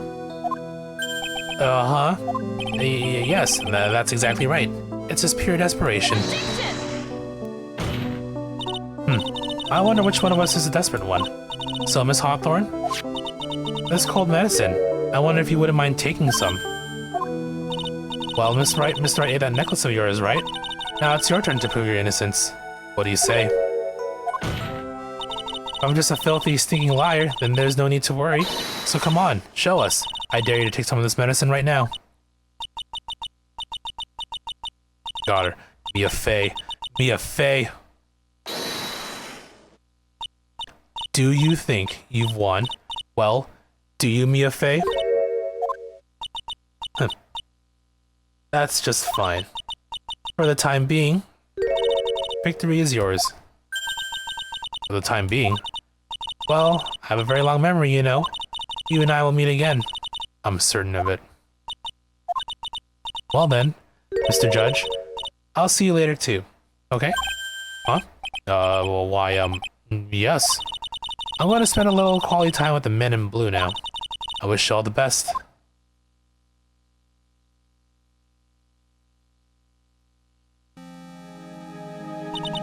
Ooh. It's finally all over. I refuse to accept this. The defense hasn't shown a scrap of evidence to support their outrageous claim. But even so, your witness seems to have accepted it. I don't care. I'm Winston Payne. I don't believe one word that this rookie lawyer has said. Well then, Mr. Payne, let me ask you this. Yes? Would you care to try this cold medicine? What? Just a little earlier, I could have sworn you said. There, that's alright, Ricky. For example, I would trust the witness, Miss Hawthorne, with my very life. Yep, he did say that. So if she's so trustworthy, then I'm sure there couldn't possibly be any poison in here, right? You see. And here comes the backpedal. Come on now, rookie killer. Show this rookie how it's done. How much trust do you really have for this woman? Are you willing to bet your life? Hey.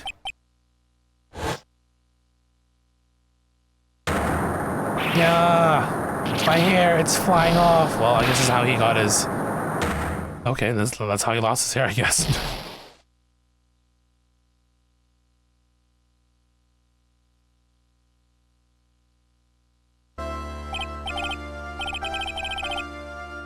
Mr. Payne?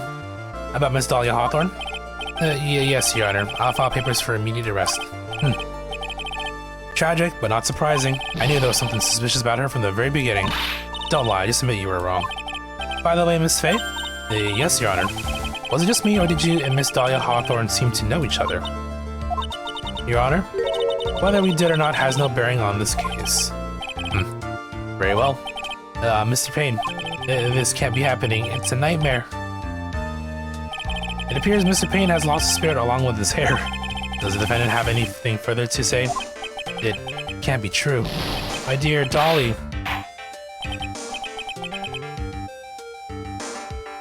Very well then. I believe I'm ready to pass judgment and bring this trial to an end. The court finds the defendant, Phoenix Wright, not guilty. Alright. We're one case down, we got 4 more to go. Not bad for about an hour-ish, right? This court is adjourned. I know the next case is a bit longer, but let's see how far we get for that one.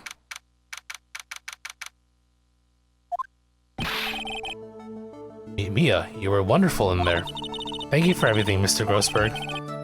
During the verdict, I thought my hemorrhoids were going to explode like Mount Vesuvius. Oh my god. Mr. Grossberg, do you maybe think you could stop talking about them? That's rather rude. Anyway, this case really made me think. What does it really mean to have a relationship of mutual trust with the client? Perhaps it is we veteran lawyers have lost sight of this. Oh, Mr. Wright. Congratulations. Thanks. You know, I was thinking. Go on. The dog that I saw up there on the witness stand. I don't think that was really her. What? Yeah, the Dahlia I know could never have said those kinds of terrible things. Maybe she was like, I don't know, a fake or something? Boy, this poor kid still hasn't got a clue. You need to forget about her, Mr. Wright, for your own sake. Yeah, you're right. That's probably for the best. Also, you need to relax a bit more. Try to grow up a little. But out of all my friends, everyone says I'm the most grown up. Eek, what kind of company does this guy keep? Right now, I'm studying to become a lawyer myself. That's what you keep saying. But I thought you were in the art department. Well, yeah, I am. But there's a friend that I desperately want to help. If I hurry, then I should still be able to save him in time. I see. Say, Miss Faye, a lawyer is someone who can help people when they're in trouble, right? Mr. Wright, I'm still new to this myself. But I think that's exactly what a lawyer is. Okay, I'm going to do it. I'll study my butt off, I'll become a lawyer for sure. I hope we can see each other again, something. I pressed too quickly there. It's been 5 years since I was acquitted of all charges. I became a lawyer like I planned, and managed to save my friend, Edgeworth. But Mia's passed on to a better place. For me, this trial brings up a lot of painful memories. But it also brings up some very precious ones. The memories that I thought would never rise to the surface again. Mia's gone now, but even so, I can hear in my mind. Phoenix, no matter what, always believe in your client. In a court of law, your greatest weapon is your belief. Would not be the evidence. 5 long years. Something has happened that's made me think back to her words of wisdom. But that is a story for another day.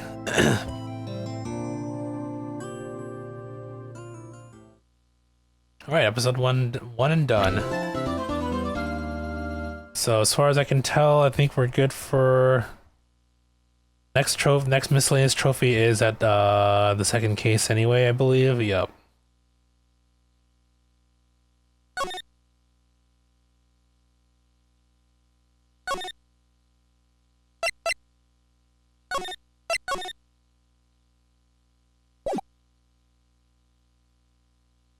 The time is 1 a.m. Beep. Beep.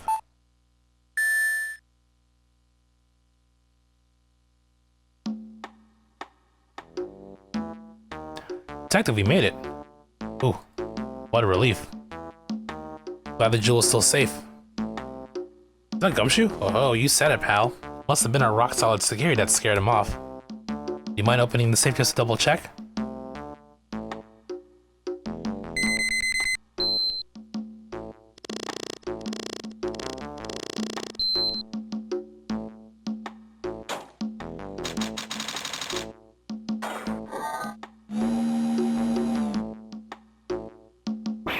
Ah, we've been had. Mask to mask. Out front, guards, turn on the searchlights. Ha ha ha ha. Better luck next time, gentlemen. Oh, I did kind of remember this case now, okay. I mean, yeah, cases 2 and 3 weren't really relevant to the overall story, but I mean, you know. I mean, anything's better than the circus case, right? From game 2. We shall meet again when the next moon is full. But I mean, I guess I'll figure this out once we play through it. Aha! Ah!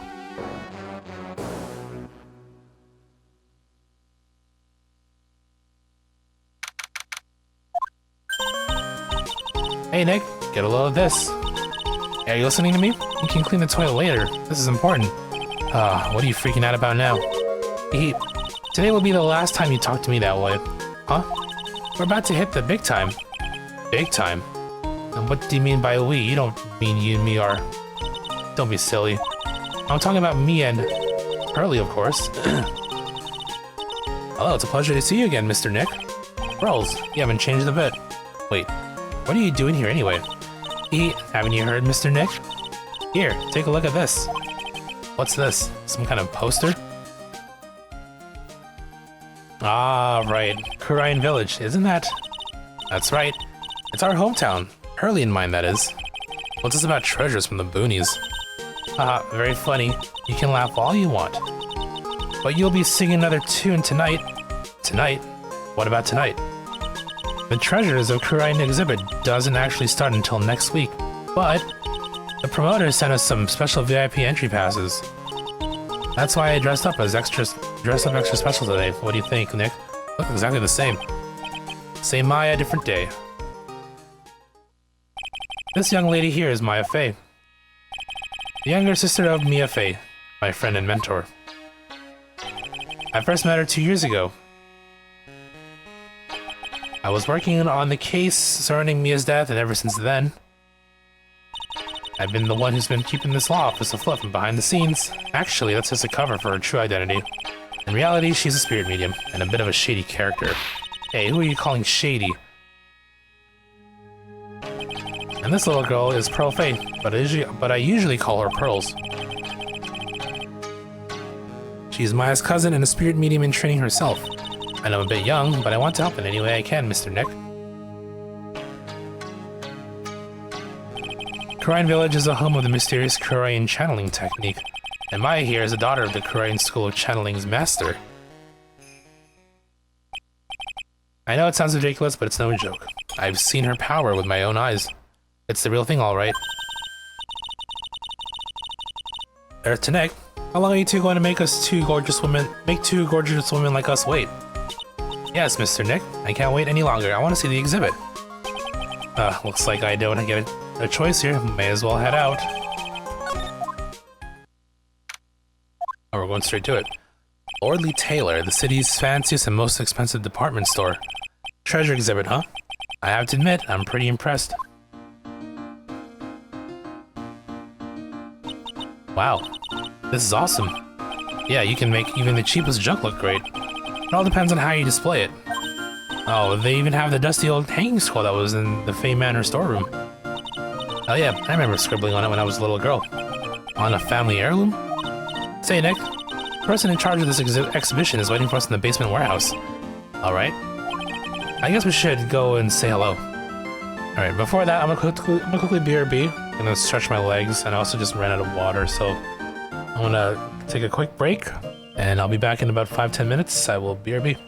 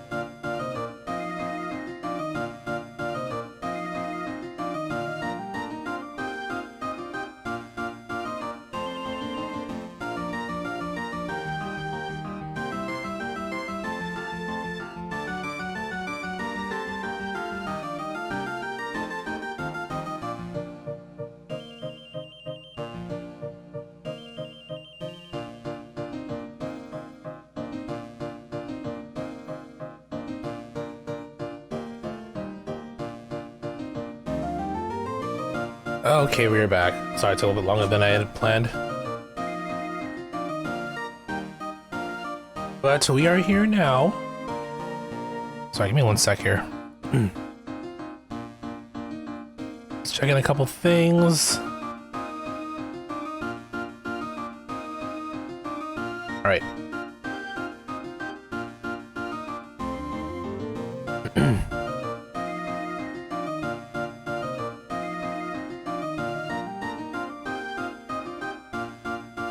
So, we gotta go to the basement, it said, right?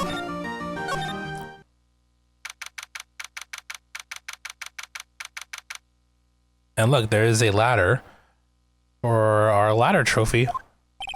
Yep, this is a basement warehouse, alright. This place is scary. I feel like a monster could jump out at any time. Don't be scared, Pearly. I'll protect you. Oh, Mr. Wright. Eek. A monster, you were right. Huh? Monster? Oh damn, Zero Suit Samus is back. Good evening, it's good to see you again. I know you. Nice to see you again too, little miss. Hello. Is she a friend of yours, Nick? Oh yeah, that's right, she was abducted during case 4 of last game. And how do you know her, Pearly? Nice to meet you. I'm Adrian Andrews. I'm in charge of the promotion and planning for this treasure exhibit. I'm also responsible for the security arrangements. Oh, nice to meet you. Adrian sure has changed since we last met. So this is the warehouse. The really valuable exhibit items are still stored away in here. Where's the music? It really has been a long time, hasn't it? Mr. Wright? Nick, what's going on? Who is this woman? Oh, why are you freaking out on me? What? I just thought it'd be more dramatic if I got all worked up, that's all. Mystic Maya, you shouldn't let him off the hook so easily.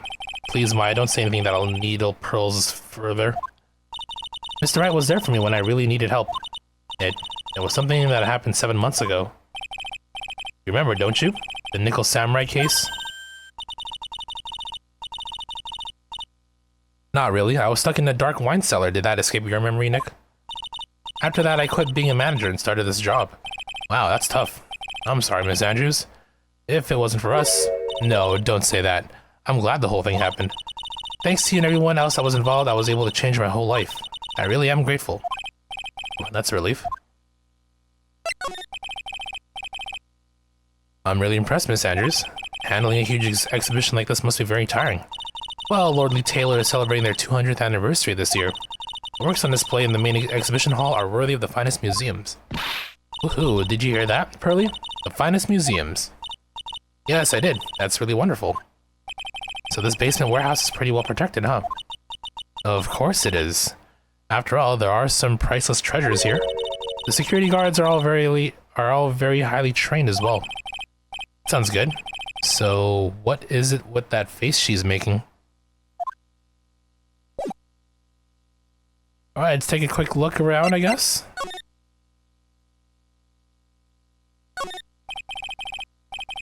There's a security camera that's trained on the warehouse door. Set up to take a picture of anyone that enters or exits the door. An ounce of prevention is worth a pound of cure, they say.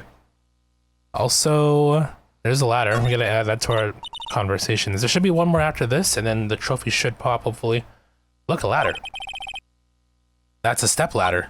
So, what's the difference? You need to stop judging things based on narrow-minded cultural assumptions, Nick. You're right, sorry. Why do I feel like we've had this exact same conversation before somewhere?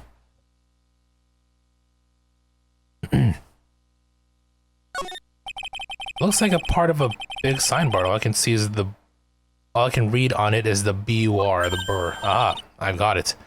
It's supposed to say hamburger. Why would anyone write hamburger that big? Like maybe for the World Hamburger Festival or something? I kind of doubt it. Ah, I've got it. Maybe it said spaghetti. Why are you talking about food? Oh wait, that's normal for you. Anyway, it says burr. There's no way it could be spaghetti. Well, maybe it was a typo. Might have said spaghetti festival. What do you think? Okay, to me, besides spaghetti, is the only thing more tangled than your reasoning. Okay.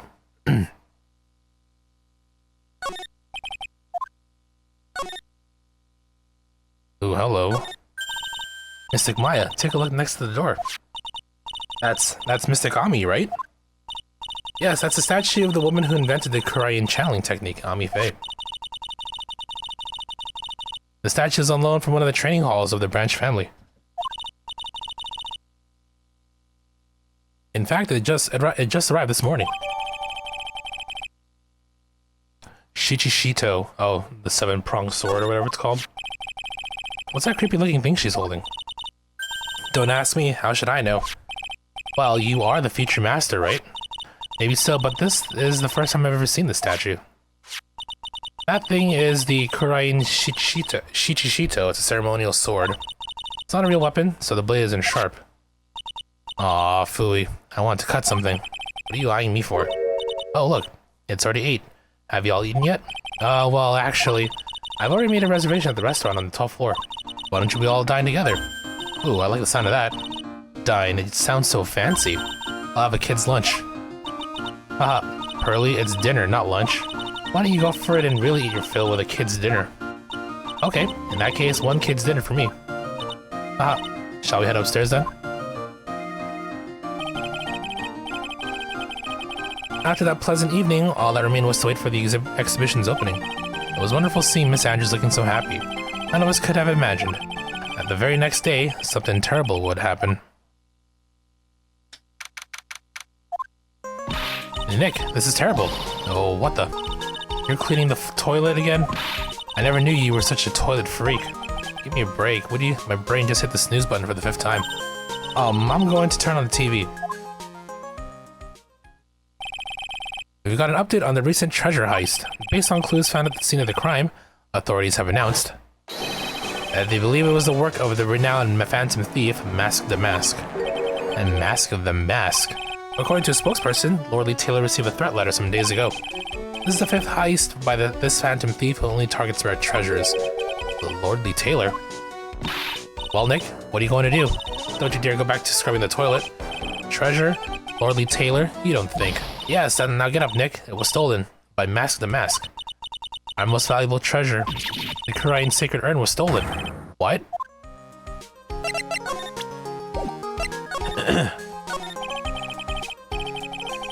Refresh my memory a little. What is this sacred urn? It's only the most important treasure in Korean village. That's all. Look, it's right there on the poster.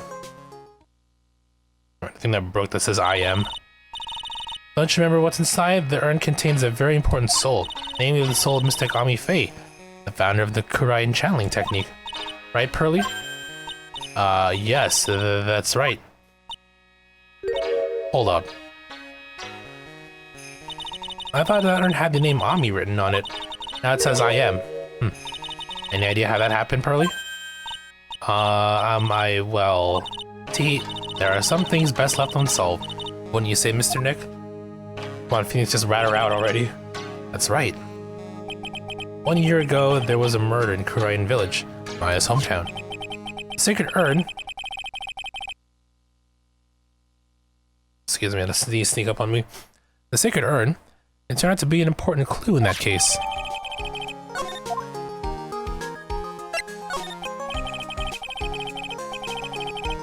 Okay, the toilet is shinier than the judge's head, so let's see what's next. What's wrong with you, Nick? What do you mean? What do you mean, what do... Oh, Mr. Nick, your beloved Mystic Maya's treasure has been stolen. Doesn't that even bother you? But I thought the urn was the village's treasure, so I don't see how... The village is Mystic Maya. She's the future master of the Korean School of Channeling. You know what I'm talking about, Mr. Nick. I won't let you say you don't. Okay, I do. So what am I supposed to do about it? Isn't it obvious? Go and find the bad guy who did this. Yeah, and get the sacred urn back. But I'm not a detective. I'm a lawyer. That has nothing to do with this. If you're a real gentleman, you would find it for your beloved Mystic Maya. Man, oh man, there's no winning against Pearl's fairy tale image of love. So what's the name of this bad guy again? Mask the Mask, Nick. Make a note of it. Mask the Mask. Wait, is he added to the profile? Not yet. Why is Mia there? Well, I guess because of the whole... Okay. It was terrible. I was arrested and everything. 1 year ago, the murder in Korean village. A man was killed during one of my spirit channelings. This urn wound up being the key piece of evidence that proved your innocence. Mr. Nick? Would you mind not telling Mystic Maya about that? You promised, remember? You said you wouldn't tell anyone I broke the urn. Oh yeah, that's right. Now I remember. This urn used to say Ami on it. Until Pearls accidentally broke it into a million pieces. She tried to secretly fix it. Let's just say it didn't turn out so well. Work out so well. Sorry, I'm not so good at arts and crafts, spelling either. And you are like, what, 8 or 9? Anyway, this is how her gluing project turned out. She put the pieces together wrong, and now instead of Ami, it says I am. Can't believe no one's around and no one's noticed until now, a whole year later. I can't believe it myself. Okay, I guess we'll get a move on. Right, let's see if we can find some clues that might lead us to the bad guy. It doesn't look like anything has been disturbed. Yeah, it looks pretty much the same as it did last night. Bad guy, huh? Hey, you can't poke around here, pal. Wait a minute, that voice. Oh no, not him again. It's you, and I'm the one who should be saying not again. Why is that every time something bad happens, you always show up, pal? I should be asking you that. Aren't there any other detectives? No, I should be asking you that. What are you hanging around here? What are you doing hanging around here? I asked you first, why are you here, Annie? Alright, we got it. Why don't you two kiss and make up already? It's been a long time, Mr. Scruffy Detective. Oh, it's you, little missy. Actually, my name is Gumshoe. Detective Dick Gumshoe.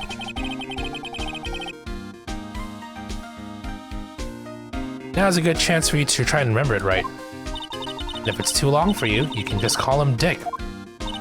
Okay, it's good to see you again, Mr. Detective Dick.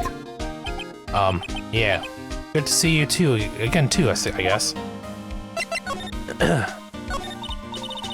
Mr. Detective Dick, can you tell us about what happened? Oh, you're trying to remember my name, atta girl. It's Gumshoe, okay? Anyway, the thief stole something called the Sacred Urn. I know about that. Oh, well, the criminal's name is Mask the Mask. I know about that too. Detective, can't you tell us something other than that? Oh, well, I guess I sort of kind of owe you guys, in a way. The crime occurred last night around 1:30 in the morning. How exactly do you know that? We got an emergency phone call from the guard at the scene of the crime, pal. He said the urn was just stolen. Scene of the crime? You mean here, right? Wrong. That urn was being kept under careful guard in the basement warehouse. Basement warehouse, huh? So who was guarding the basement warehouse? That guy. It's all his fault that the thief got away, pal. He solves one case and gets a swelled head thinking that he's an ace detective. Ace detective? Oh, yeah. I remember, okay. Hey, Detective Gumshoe, about this Mask to Mask. Is he famous? Well, what? You're joking, right, Nick? Mask to Mask is the hottest thing since sliced bread. Sometimes he appears as a museum guard. Sometimes he appears as a big brown bear known to surprise unsuspecting victims. But underneath those disguises is the true Mask to Mask. So he's some kind of master of disguise, huh? And he's only got one. He only goes after the finest works of art, pal. Last night was his 5th heist. If Lordly Taylor had only cooperated, I could have caught him this time. What? You knew he was planning on stealing the Sacred Urn? Of course I did. The guy always sends his calling card before he steals something. Calling card, huh? He mentioned that on TV. So why do you call him an ace detective anyway? Well, that's what he calls himself, pal. I didn't make it up. So, what's he like?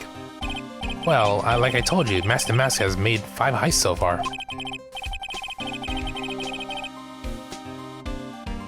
On the 4th heist, Mr. Ace Detective managed to get the stolen treasure back.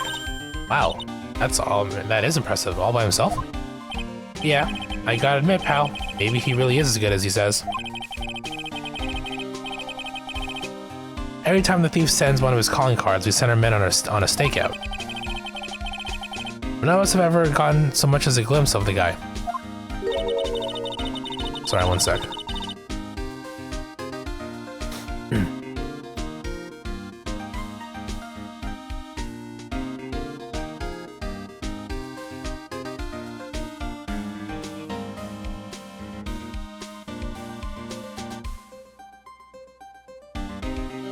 Sorry, just doing a couple of checks again. Mr. Ace Detective was able to retrieve the stolen treasure from the thief. Anyway, he's at the scene of the crime right now, looking for clues.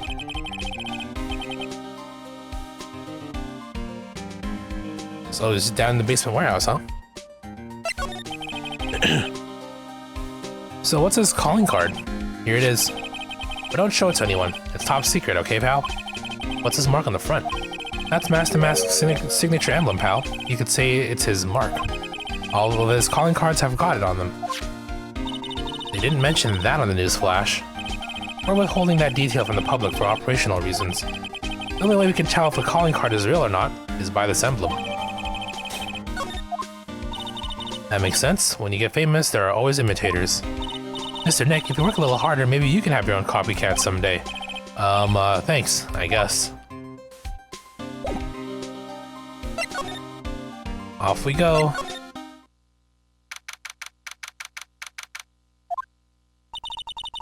No matter how many times we come here, this place always gives me the chills. That's probably because it's air conditioned. To protect the art pieces, you know? Welcome to my private little banquet of chaos. Huh? What the heck does that mean? Yep, I remember this dude. He does have a unique design for sure. I mean, you know, with the magnifying glass monocle and whatnot. I'm afraid I have very little to offer, but please make yourself at home. Who are you anyway? Shh, silence. Oh my god, the zoom in. That is some very powerful, that's a very powerful magnifying glass. Now I see. It's all becoming clear. Oh, what do you see? Zvari. The truth has once again been elegantly revealed to me. A lawyer and a spirit medium. Neither very advanced at their trade. Am I wrong?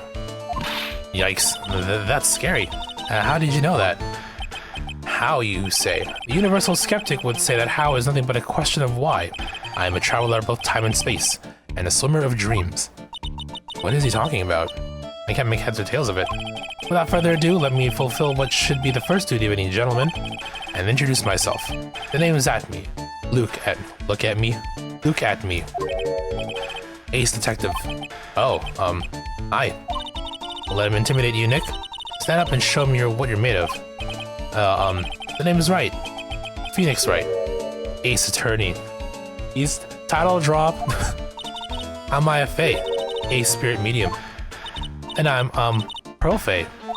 I'm Mystic Maya's cousin, and I'm Spirit Medium Ace Apprentice. Excellent. Well then, shall we begin our little game?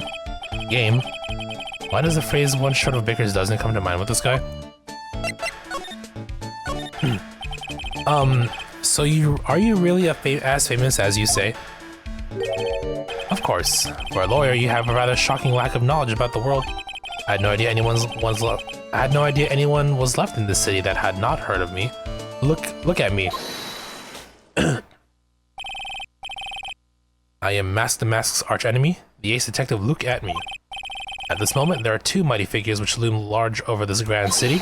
One embodies the nefarious forces of darkness, the other the angelic cherubs of light. Boy, now I'm really lost.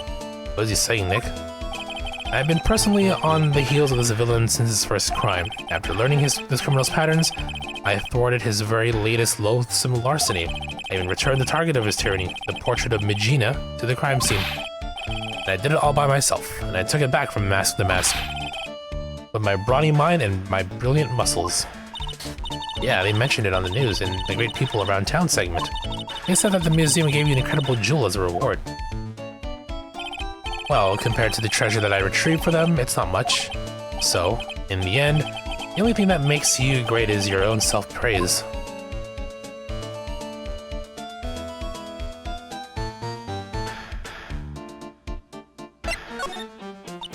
Oh, tell us what you know about Mask the Mask, and keep it simple, please.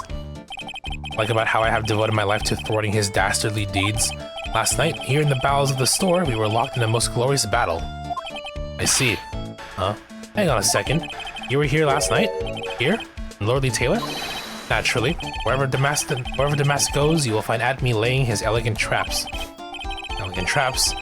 more like the mask out against you, and made a beautiful getaway.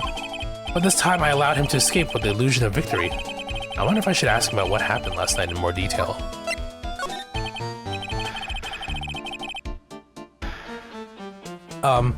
Can you tell us exactly what happened here last night?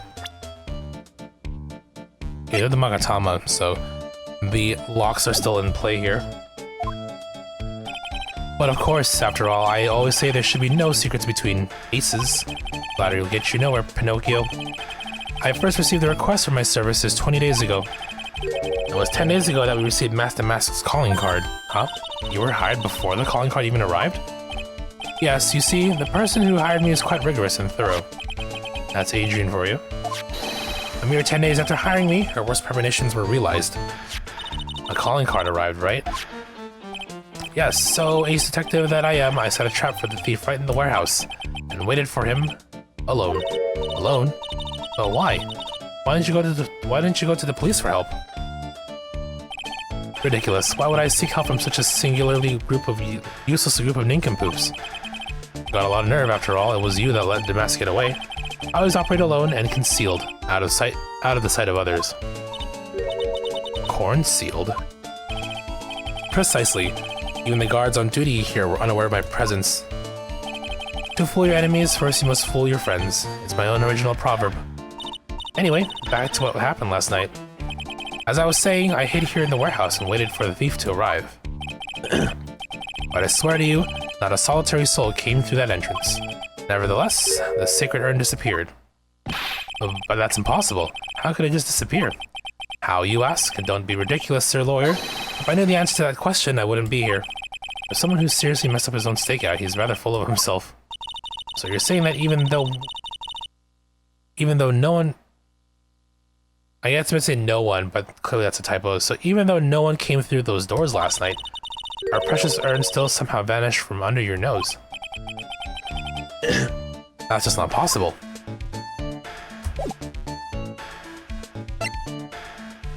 We need for information. Master Mask's calling card. It's got his emblem printed on it, right?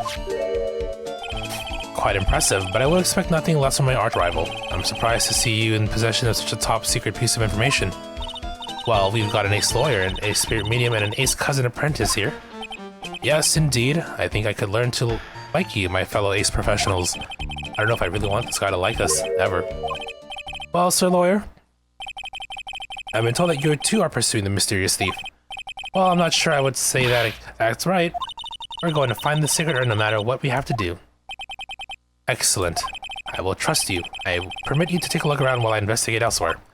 If perchance you should discover something of value, return them to my office. Return then to my office. My Office of Earthly Delights, the Yatme Detective Agency. The Office of Earthly Delights. Well then, Sir Lawyer, if you'll excuse me, I have much to do. Wait a minute. He's gone. I don't like the idea of doing this guy's work for him. Come on, Nick. Don't worry about it. It's no big deal. Let's hurry up and investigate before he changes his mind. I want to go to his office, too. Take me with you, okay? Well... that seems to be the box where the urn is carried in? Yeah, sacred urn. That pathetic-looking wooden box. Ah, that's the box that had the sacred urn in it. Don't touch it. There may be clues to the thief's identity on there. Ugh, I worked so hard to make that box. Huh? You made that poor excuse for a box, Maya? What's that supposed to mean? That urn has always been on its stand in the winding way of Fey Manor, so there was no box suitable for it, Mr. Nick. And I was so proud of it. Sniffle, sniffle. Poor Maya. Maybe it'd have been better if Master had taken the box too. Wow, this is awesome. What did Miss Andrews say that it was called again? Shichito. It's literally a 7-branch sword in Japanese. Or so, says Miss Andrews. Whoa, it's pretty heavy. One hit, 7 times the fun. Pretty catchy, huh? I bet it's like hotcakes. There's something about it that bothers me. The fact that it's broken. Wow, you're really firing on all cylinders today, Pearly. This sword. Wasn't Mystic Ami holding it last night? Ah. Not only that, it's also broken. And another thing, this sword wasn't bent last night like it is now. You're right. Awesome, Pearly. I wouldn't expect any less from my little ace apprentice. Sword is bent, so that must mean last night someone used it somehow. I just thought of something. Maybe Detective Atme smashed the mask with it. Like this. Yeah, ouch. What the heck? What do you think, Pearly? I think it's even more bent than it was before. Oh man, my head. My hair. Wait, do we add the box to the record as well? No.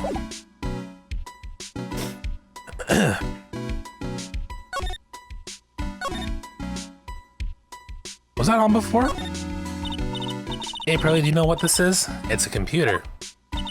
A computer? Oh, I heard of those. That's such a cute name. It looks like this computer is for storing data from the security cameras.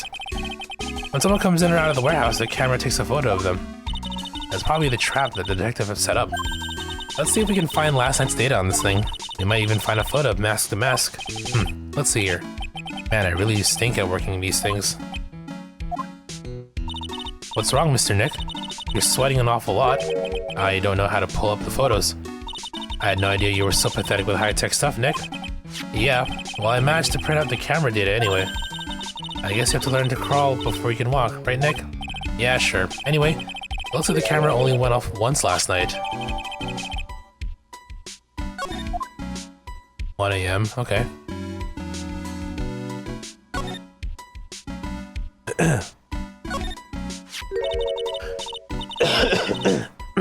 Excuse me. Look at what you did, Nick. You spilled paint over here. I didn't do that. Well, it wasn't here last night. I would have noticed the color of this outrageous. But this paint here has already dried up. Well then, you should have cleaned it up before it dried, Nick. Paint doesn't dry that fast. Besides, I told you it wasn't me. It looks like it's been several days since it was spilled. Hey, look at this. What is it? There's some kind of shape left in the bottom left side of the stain. Huh? You're right. I wonder what it could be.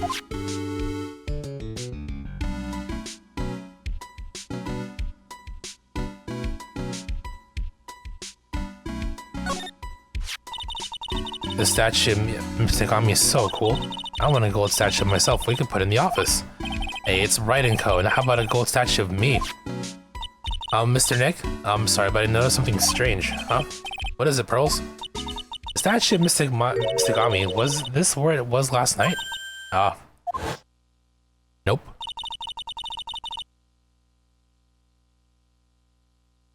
Pretty sure it was closer to the door. Yeah, I think you're right. Great job, Pearly. I wouldn't expect anything less from my ace cousin. So the statue was moved on the night of the crime. Ami faced golden statue updated in court record. Okay. So I guess the points of that, you know, are worth questioning: the statue, the paint box, and the sword.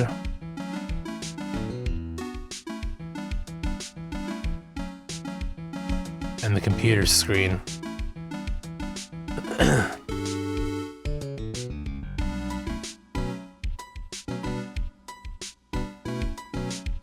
Let's head back up for now, I guess.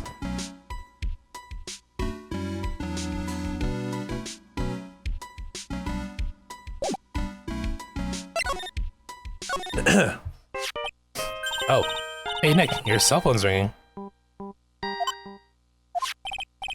Hello, Phoenix Wright here. Oh ho ho ho ho ho ho! It's me, Gumshoe. Gumshoe? What is it? What's so funny? I'll tell you what's funny. Pal, I finally beat him. I beat Mr. Ace Detective. Finally, this underdog is the alpha dog today. That stuck-up detective's met his match. Yep, I finally caught him. Lock, stock, and barrel. There's no escape for him. You caught him? Are you saying you captured Mask the Mask? Bingo.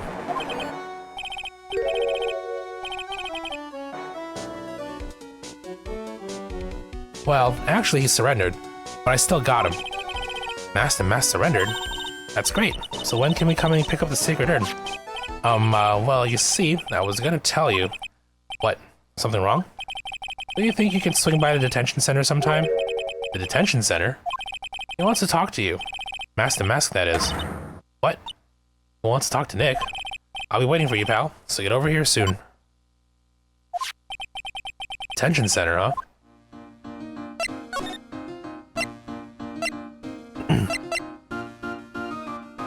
I guess we'll go there first. Maybe through here? Yep. Ah, the classic room. Hey pal, welcome to the detention center. You're sure in a happy mood, aren't you? Yep, after all, we got right, but, so where's the sacred urn?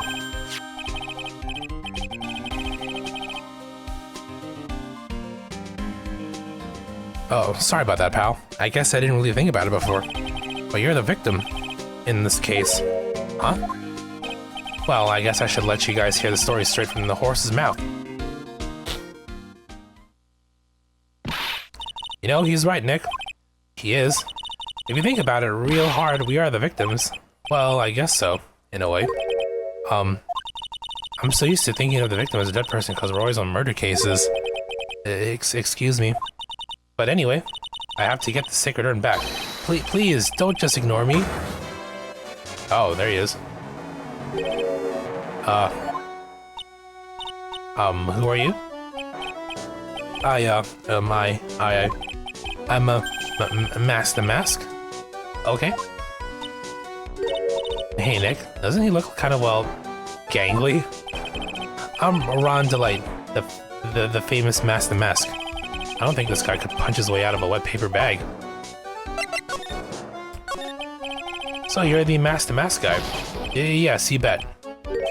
No, that's wrong. You see, it's complicated. Sort of yes and sort of no, if you know what I mean. What's wrong? Well, I say wrong. What I really mean to say is that it's not right, per se. You see, it's not spelled Mask, it's actually Mask. Well, what's with this guy? Well, he's a timid little weakling, we know that much. Don't do that. Don't look at me like that. I don't need your pity. And a major crybaby, too. So, why did you give yourself up?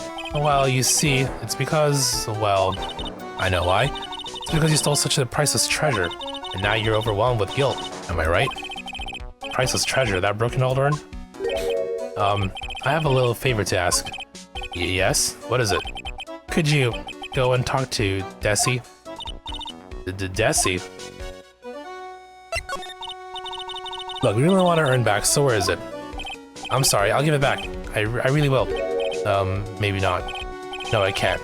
I can't make promises. I'll just end up hurting people. Nick? Mr. Nick? I couldn't hear what he said, especially that last part. Mr. Damask, do you think you could speak up a little? Yes, sir. I will. I promise. Maybe not. You see, I'm already speaking in my normal voice, so I really can't do any. Mr. Damask, about the urn. Oh, yes, the urn. Right away. Actually, no.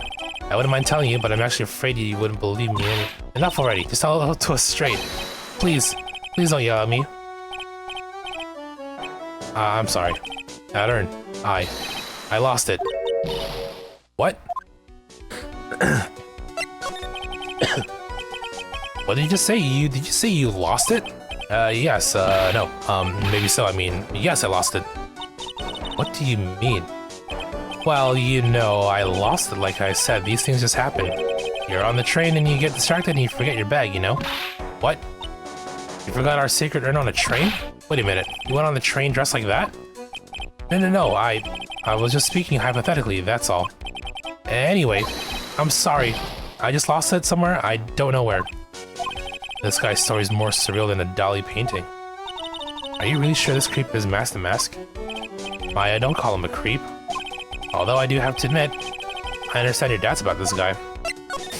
So who is this Desi person?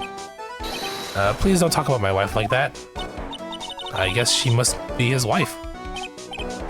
Huff. I'm sorry.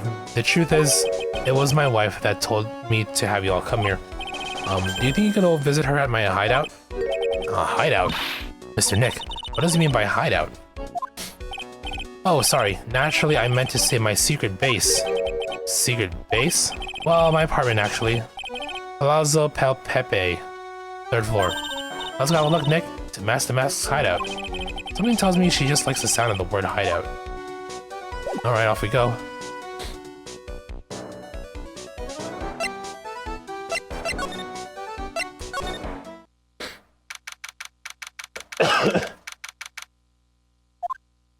A lot of stuff here. Wow, check this place out. No doubt about it, this is Master Mask's hideout, alright. Who is it? Is that you, Ronnie? Well, hello. Huh? Who are you people? Are you Desi Delight? That's right. I'm Desiree. Ah. Oh, you must be the lawyer and the victim. Yeah, that's us. Your husband told us to stop by and speak with you. I'm Maya Fade, and this is Phoenix Wright, attorney at law. Nikki Boy and Maya, huh? I can't tell how grateful I am that you decided to help my Ronnie. Well, you're welcome. Did she really just call me Nikki Boy? About your husband. Isn't he the cutest? A bit weak sometimes, though. A bit? By the way, did you know that mentioned Maya on TV? Huh? Really? They said you owe me urine and that you're doing some shady training at a law office now. Remind me not to watch that channel's news program. After I saw that, I thought it might be a good idea to meet the lawyer they mentioned. I see. Bye, Ronnie. He has a powerful imagination that gets deluded easily. He kept insisting he was going to surrender to the police. I didn't know what to do. It was me, I stole that urn, he kept saying, as if it was even possible. Huh? But are you saying he didn't? Of course he didn't. Why would my Ronnie ever do something like that? Well, you know, it's a priceless treasure and he's, you know, is it possible his own wife doesn't know his secret identity?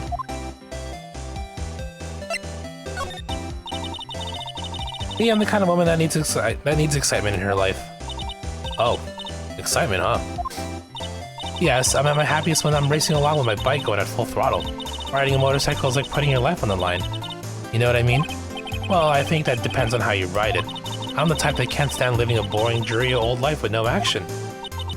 No offense, but your husband, Ron, doesn't exactly look like the risk-taking type himself. You're right about that. He's definitely not one for the thrills and danger.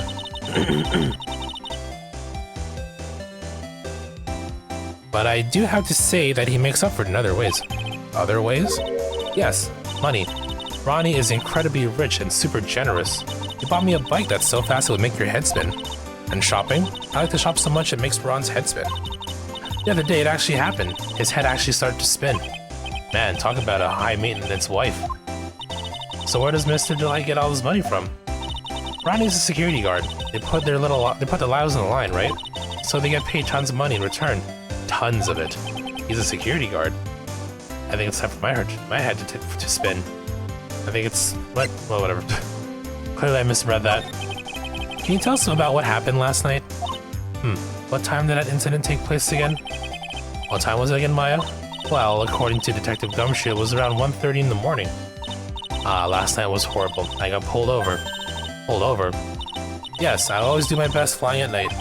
Flying? You're talking about your motorcycle, right? Yes. Anyway, last night I got pulled over by a policeman. I can't believe he caught up to me. It was a great chase, let me tell you. When he finally caught me, the poor man was as white as a sheet. It was about 3 in the morning when I finally got home. Sounds like she's got an airtight alibi. Well, what about Mr. Delight? I don't really know. We weren't together at that time of the night. When I got home, he was already fast asleep. So basically, he's got no alibi.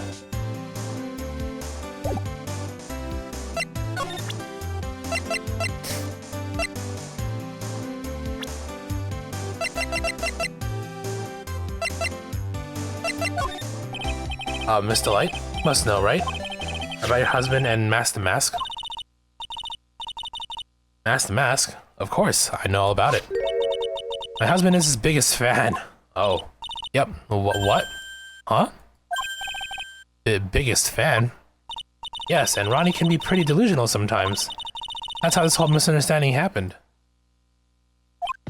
Oh, wait a minute. Did you say delusional? Yes, that's right.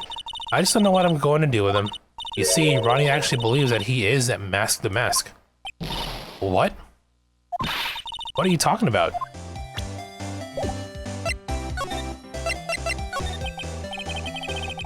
So when did Ron first become Mask the Mask? What are you talking about? He's not Mask the Mask. Huh? But, wait a second. Look around this room. This place is obviously Master Mask's hideout. No, you're totally wrong. A real thief's hideout wouldn't look like this. It's because Ronnie is so timid himself that he looks up to heroic figures. Heroic figures? But Master Mask is a bad guy.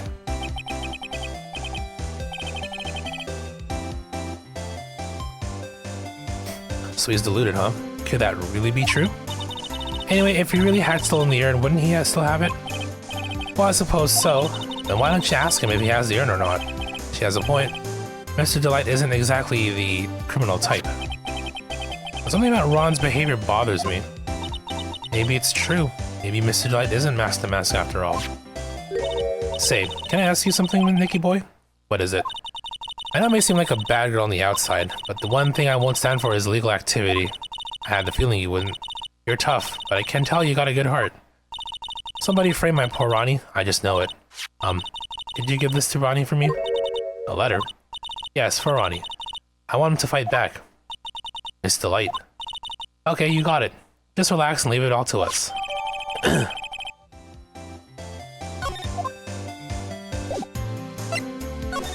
Back to jail.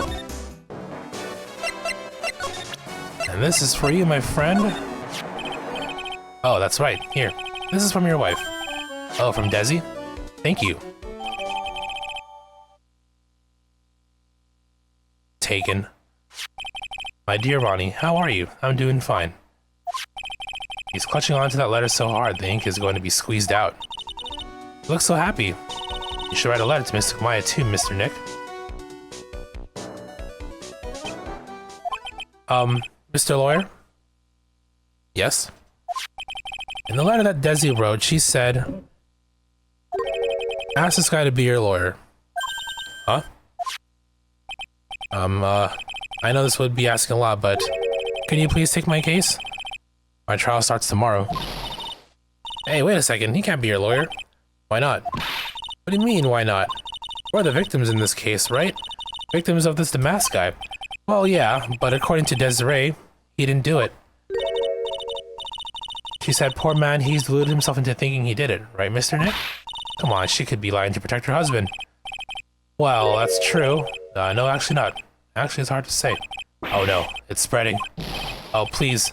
I'll give you the treasure of your choice in return. What should I do? Let's take his case. Well, Mr. Delight, I've decided to give it a try. I'll defend you. Really? You will? Hey, what are you doing, Nick? He's a thief. You can't trust him. Well, he may be a thief, but I think there's more to this case than meets the eye. Mr. Nick, I was wrong about you. I shouldn't have trusted you. Pearls? I can't believe you defend this person after what he did to Mr. Maya. I'll never forgive you, ever.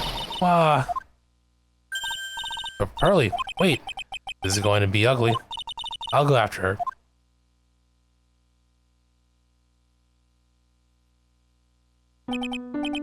Sorry about that. I didn't mean to cause any trouble. Well, you couldn't have known she'd react like that. I guess I may as well start investigating. Oh, Maya. Where's Pearls? She said she's going back to the office. Go and check on her later, would you? And what about you? Are you okay with me taking Mr. Delight's case? Well, yeah. I'm fine, Nick. I believe in you. I think I'm going to cry. I know you have a lot of work to do. I really appreciate it. Okay, Nick, let's get the show on the road.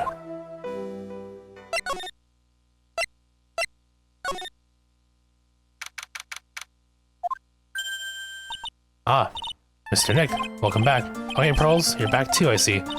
I went ahead and bought us a strawberry cake. I'll go make some tea to go with it. Hey, Pearls? It looks like she feels really bad about what happened at the detention center. Mr. Nick, right.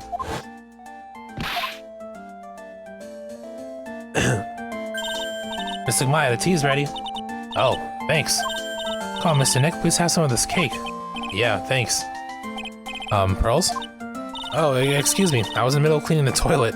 Aw. Hey, it's okay, I just cleaned it this morning. Too late. This might be a good time for me to ask about her. I first met Pearls a year ago. It was when that murder happened at Kurine Village. I still remember what she said to me when we first met. You're Mr. Nick, right? You're Mystic Maya's special someone.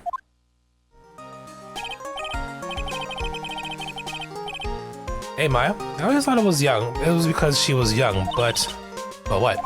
Pearls, I think she's got the wrong idea about you and me. Huh? That's something you need to understand. What is it? It's kind of like a Kurine Village custom, sort of. Pearl seems to love you a lot. Well, it's because I'm her only cousin, and, well, her mom's in jail because of the murder case last year. Pearlie's mother is... Oh, yeah. I remember now. Pearl's mother, Morgan Fay. She's serving a prison term in isolation right now. So you see, I'm the only family Pearlie has right now. But it's the same for me too. Maya. My mother's gone, too.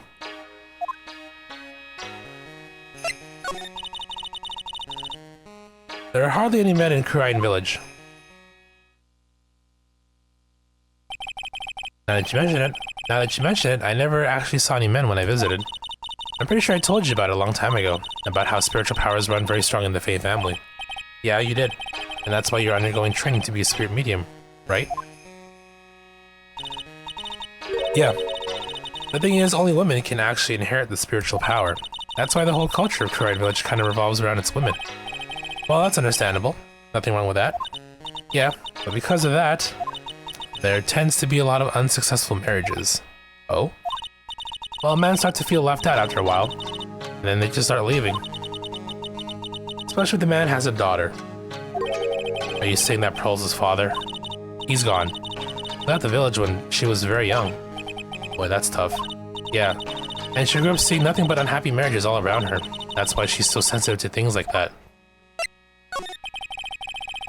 Is your mother still missing? Yeah, and no one has any idea where she is. Maya's mother, Misty Fey. The current master of the Kurine channeling technique. She disappeared 17 years ago after getting involved in a certain police case, DL6, from Game 1. But you're sure she's still alive, right? Yeah, I know she is. It's sort of a spirit medium thing. And if your mother doesn't come back, then what? And according to the laws of the village, I'll become the next master. Mystic Maya. Master of the Kurine technique. Sounds like a heavy responsibility. Yeah, but there's no one else with the blood of the main family who's a spirit medium. Well, Nick, why don't we go out and start investigating? We're not going to learn anything just sitting around in the office. Yeah, I know. But first I want to talk to Pearls. Mr. Nick? Yeah? I acted like a baby. Pearls? I doubted you, even though Mystic Maya trusted you completely. I guess I still have a lot of training to do. Mr. Nick? Yes? From the bottom of my heart, I apologize for what I said. Oh, that's okay. I'll let you. Well, I'm going out for a little bit. Huh? Oh, where are you going? I may be small, but I still have a lot of spirit channeling power. So I want to show you I can be useful too, by finding some evidence. Hey, well, wait up. Now she sure runs fast. Nick, let's back off and give her some room, okay? Yeah.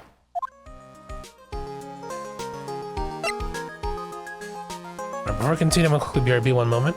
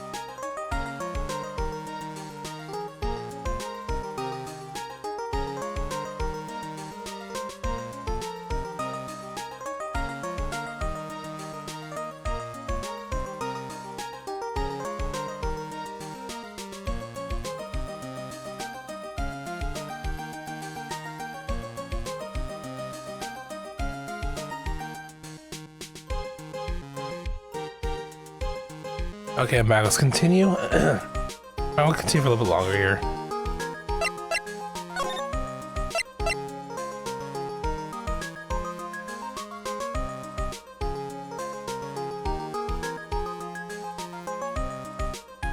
How much longer, I'm not exactly sure, but we'll figure it out, I guess. Okay, I guess we can go to... New lead here? Oh my god, the portrait. This is a detective agency. Looks more like the set of some B-grade horror movie. Hello? Is anyone here? It looks like nobody's home. What a waste of time.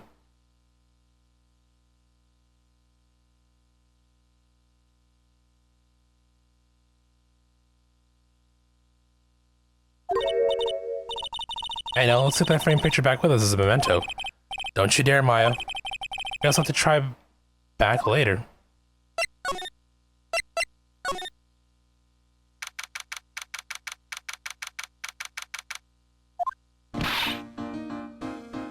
Maya. Oh, Miss Andrews. I'm so sorry, it's my fault. Your precious urn. Your precious urn. Please, calm down. What's wrong? It never ends. Everything I touch ends in failure. Maya, I'm sorry. I'll do anything to make it up to you. No, it's okay. I know I don't look it, but I'm good with my hands. I can make you another urn. Hold on, just wait, okay? Breathe, calm down, and talk to us. Forgive me. Forgive me. So when did you get the calling card from Mask to Mask? Let's see. Exactly 10 days ago. I was going to show it to the police, but that detective stopped me. So you asked Detective Admin to help you with security. Yes, in fact, it was about 20 days ago that I hired him. He seemed to know much more about Mask to Mask than the police. So you hired him for security even before the calling card arrived. Well, yes, I had a premonition that something bad might happen. I've learned to trust my hunches. So that's why there are security cameras, even in the basement warehouse. Yes, Lordly Taylor is very serious about their security measures. It was their way of saying, bring it on, to any potential thieves. Well, he sure brought it last night and even left with a nice souvenir. Can you tell us a bit about the security for the treasure exhibit? It was all my fault. I never should have called this paltry little collection a treasure exhibit anyway. Why do you say that? The internet that was stolen is a pretty important object. Maybe, but its actual value after appraisal was, well, practically zero. Zero? I polished it until it was just about glowing. I thought maybe I could make it look more valuable. But that urn contains the soul of Mystic Ami. Anyway, I left all the security arrangements to Detective Atme. But 5 days ago, I began receiving all sorts of other exhibit items from Kurain. Lots of people started going in and out of the warehouse down there. Maybe one of them was actually Mask the Mask in disguise. No, I personally checked everyone that came through here, so that's not possible. Knowing Adrian, she probably even checked out what they ate for breakfast that morning.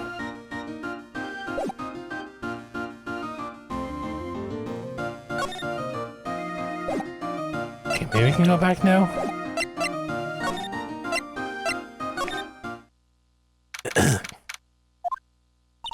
Hello? Well, well, how lovely it is to see you again, my dear. Welcome to my abode. Relax and soak up the atmosphere. Or actually kind of... Shh, silence.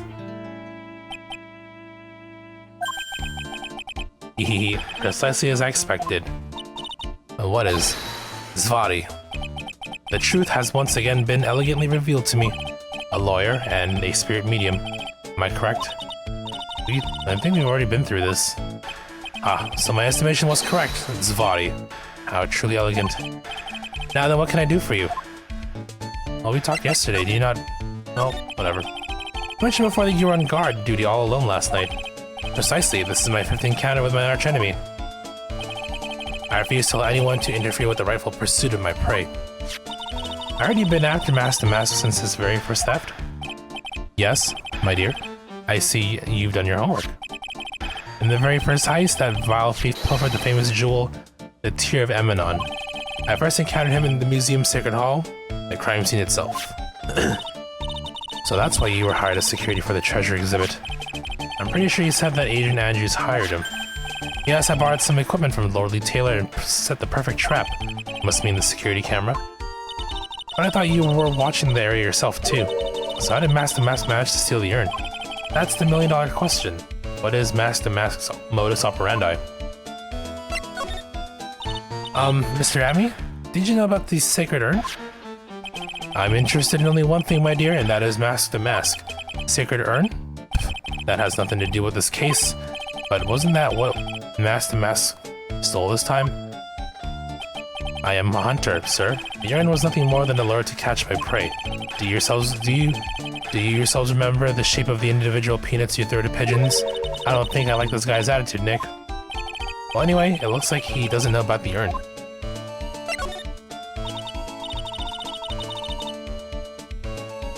There's something that's kind of bothering me. Please, my dear, ask away, ask anything you like. After all, we are but seekers wandering alone in the dark. I was wondering how Mask the Mask managed to steal the urn. I mean, isn't it strange that you don't seem to know? Yeah, now that you mention it, it is strange. After all, you were on guard that night at the scene of the crime. Unless you were sound asleep, you should have at least seen Mask the Mask. Oh. Psych lock. Oh, what the? It's a psych lock. Psych lock?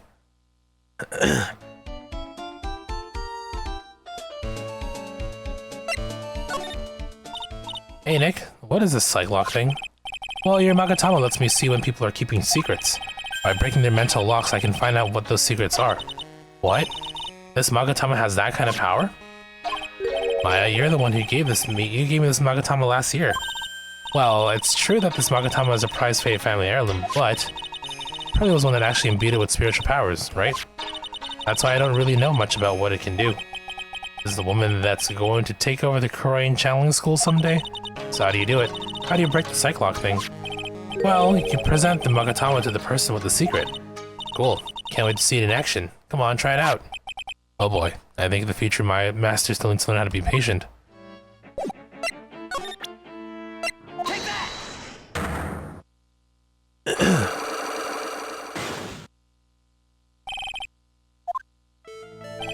Detective Atme, you were standing at guard at the scene of the crime. There's no way you didn't see Mask the Mask commit the crime. Well, now I can hardly see why you're so positive about that. Yes, indeed, I was guarding the warehouse. That much is true, but I can tell you for certain that not a single person passed through that door. I'm not sure why, but this Atme guy is lying through his teeth. I know. I'll show him some proof. Detective Atme, I have your proof that someone went through that door last night. Yep. Camera data. There was a security camera set up at the scene of the crime. It should have automatically taken a photo of anyone who went through that door. Precisely. I hope you don't mind, but we've already gotten our hands on the camera data. As you can see, the camera went off exactly once last night. What? But my monocle didn't catch anyone in its flash. Must be some kind of computer malfunction. It must be. Maybe it was your monocle that malfunctioned. What? Are you saying that I didn't do my duty properly? Detective Atme, you must have seen the thief last night. The question is, why are you trying to hide it? If he's hiding it, there must be some reason. Some reason that he desperately wants to keep hidden. I guess a piece of evidence that should prove it. Okay, let's suppose you didn't manage to see Mask the Mask. In that case, the reason you didn't at the time is because you were using the bathroom. I'm afraid that making a guess is not enough. Time to put your money where your mouth is. Show me your evidence. Probably the fact that the sword was bent. Detective Atme, you were knocked unconscious by the thief, weren't you? Hahaha, sir, surely you must be joking. You think that I, Luke Atme, could be knocked unconscious so easily? The sword proves it. That's... Before the theft, the sword was in the hand of the statue of Amy Faye. Furthermore, at the time, it was not bent. There's only one explanation. You were struck on the head and knocked unconscious by the sword. Well, detective, how about it? I'm impressed. You truly are an ace attorney.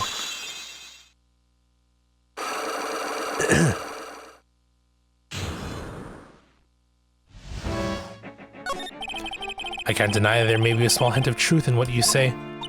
So you were knocked out when the thief first clobbered you. Clobber, what an ugly way of saying it, but I suppose you could put it that way. The coward struck at the precise moment that I turned to look at the computer.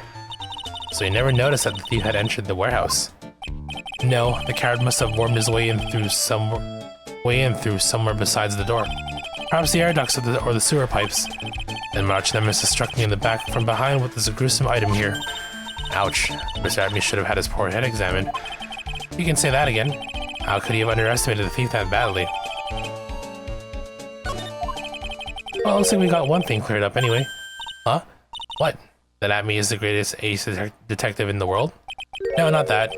No, that he never actually saw the thief. Oh, that's right. So the thief may not even be Mask the Mask. Just one moment, sir lawyer. The thief was unquestionably Mask the Mask. But you never actually saw him. Perhaps so, but I installed the security camera for just such a contingency. Oh. Last night, the camera went off exactly once. Behold, this is the photo of the dastardly thief taken by the security camera. That's him. Mask the Mask. The thief can be none other than the arch-criminal, Mask the Mask. After all, he has a very good reason for committing such brazen crimes. What are you talking about? So what do you mean by he had a very good reason? Exactly that. Mr. Delight had a very good reason to dress up and commit those crimes. There should be a green envelope somewhere in his room. You'll need to go and investigate. But how would you know about that? Have you forgotten? You're speaking to the finest ace detective to ever to walk on the face of the earth. Most brilliant mind since, well, ever. Look at me. Well, I guess we better go take a look, just in case.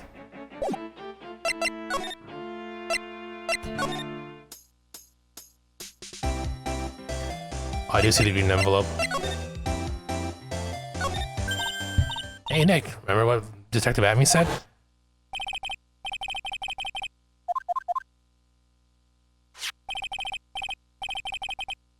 A green envelope, huh? Looks like this is it. Okay, let's have a look. You don't want your true identity revealed to the world? Come to KB Security at 1 AM on October 12th and bring $50,000. 50,000? This is a blackmail letter. It sure looks like a major clue, alright. Ding dong. Oh, someone's at the door. I'll be right back. Won't take but a second, I promise.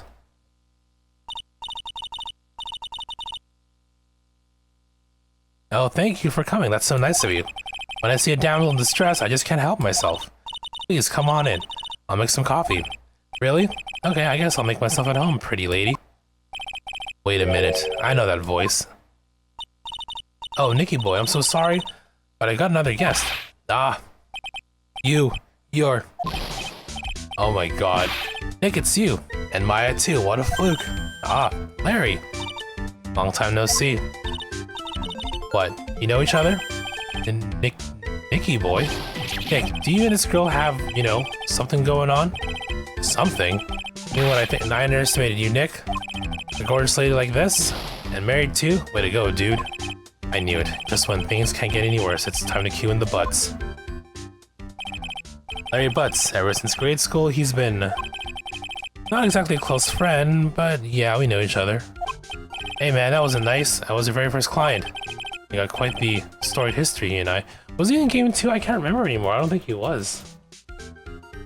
I must have find out.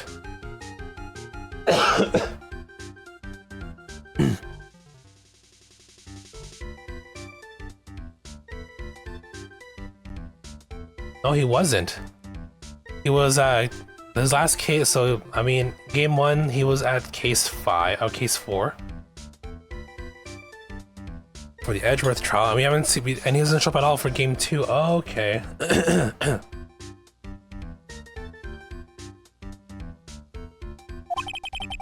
What we used to say still rings true. When something smells, it's usually the Butts. Excuse me. Hey, come on now, you're embarrassing me. And in front of this pretty little thing here.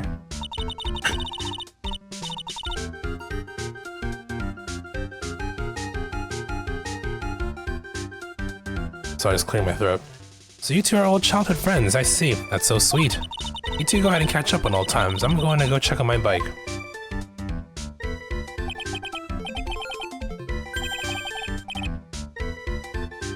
Nice girl, that Desi.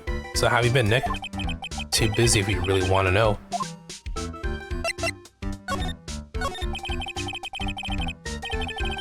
So what have you been up to this whole time? It's been 2 years since I heard from you. Excuse me. What's with those clothes? You look, well, weird. Hey man, that's uncalled for. This is my uniform for my part-time job. I can't believe it's been 2 years. They say time flies when you're having fun. Huh? What's wrong? Nick, I gotta tell you. Women, I don't trust them anymore. You got dumped again? Well, you know, Bennifer, I followed her all the way to Japan 2 years ago. Bennifer? Okay, that's obviously a Brad and Jennifer, or... Yeah, I guess it'll be a Brad and Jennifer reference, wouldn't it? Or it could be the other Ben and Jennifer. It has to be Ben, right? Ben Affleck and... I don't know, I can't remember what year this game came out. Ben Affleck and Jennifer Lopez, maybe? Oh yeah, it's not Brad and Jennifer. Definitely the Ben Affleck and the other Jennifer. I followed her all the way to Japan 2 years ago. That's when I met the famous Katie Tom, and my whole life changed. Yep, okay. Bennifer, Katie Tom, I never heard of either of them. Anyway, dude, Katie Tom chose Hollywood over me. Can you believe it? Well, actually. Anyway, sounds like you had quite the adventure. Women. They're all so, oh. But you're different, Maya. You're not like the rest. Looks like he still has the same, looks like he's still the same old Larry. Why are you here? So what are you doing here anyway? Huh? What do you mean by that? I'm just a natural born nice guy, that's all. Well, actually, I picked this up last night while I was working. A wallet. You say you found this last night? Yeah, it had a driver's license in it, so I figured I'd just return it myself. Ron's wallet. Hang on, let me see that for a minute. I knew it. Desi's picture is in here. Yeah, I guess he really digs his wife, huh? Hey, Nick, it's not what you're thinking at all. No, I'm pretty sure it is. You haven't changed a bit. Aw, no way, man. I mean, she's a married woman. That's just bad news. Really is here just to check out Miss Delight. So you said you found it at your job, right? Yeah, I'm working for a private security company as a guard. Chicks love a guy in a uniform, you know? A security guard, huh? So that's what the uniform is all about. So what time was it when you found this last night? Huh? Why are you asking that? Trying to see if I got an alibi? You're not the one on the hook for a crime this time, buddy. I guess it was around 1 in the morning on the first floor of our company building. What was Mr. Delight's wallet doing there? Anyway, there's nothing weird about that. After all, he works there. He works there? You mean Mr. Delight? Sure. Here, take a look at this. It's right there in his wallet. What's this card? It's a key card for the security company. See? It's got a serial number on it right there. There's no mistake about it. You said you were working part-time at a security company, right? That's right. Why are you making that scary face? Security company, huh? Something's not quite secure about Larry working there. I need to find out as much as I can about this key card.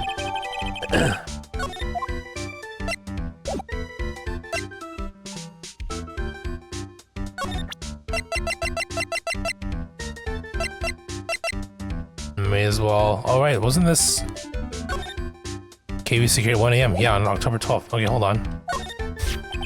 Hey, Larry, what about this? What? If you got something to say, then say it already. Huh? A blackmail letter? Do you know anything about this? Well, I don't know anything about Alexis. That's the truth. Huh? What? I can't believe you did this to me. I thought you were my friend. $50,000? I don't have that kind of money. No, you don't understand. This blackmail letter was sent to Ron Delight. Ooh. And it scared me. I almost had a heart attack, you idiot. Wait, I'm the idiot? Man, I was totally confused because it says KV Security right on the envelope. Yeah. So what? That's where I've got a part-time job at KV. Well, yeah, we already established this. What's going on here? What? Sounds like I should really find out more about this KV Security company. Oh, we don't have the actual... Okay, I guess that's fair.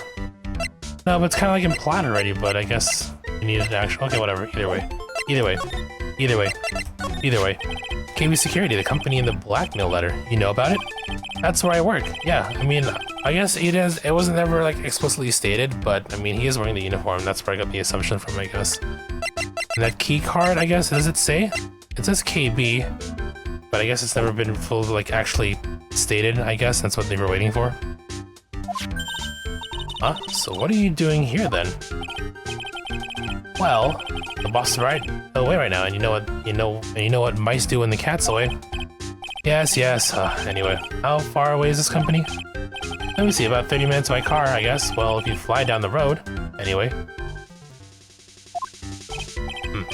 Well, this building is pretty close to Lordly Taylor, right? It would take roughly an hour to go from here to KV Security and back.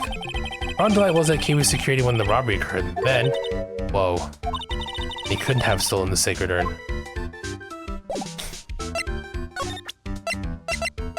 May as well show us to you as well. So you're sure about this key card? Yep, that's the key card we use at the building I work in. According to the serial number, this one's for the CEO's op. Okay. You need it to get into that room, and every time you use that card, it leaves a record. It leaves a record. Yep, it tells you exactly who entered the room and when. Larry, I need that data. Whoa, slow down, man. Sorry, but that data is off limits to outsiders. If I lost this job, I'd never have a chance with Desi. It's times like these when I wish lawyers weren't so powerless. Hey, Nick, your phone. Beep.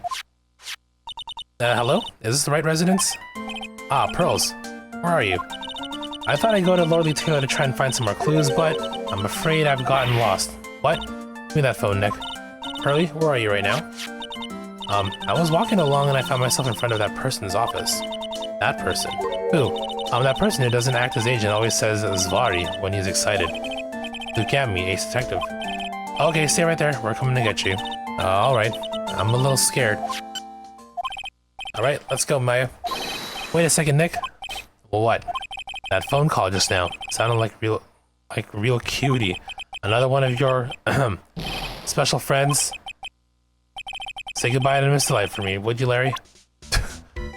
Oh, Larry.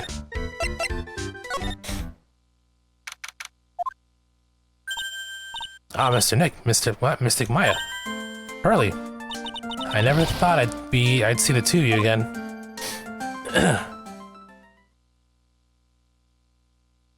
Are we in this house without him being here? So is Mr. Ace Detective out of the office? Yes, when I arrived here, there wasn't a single soul in sight.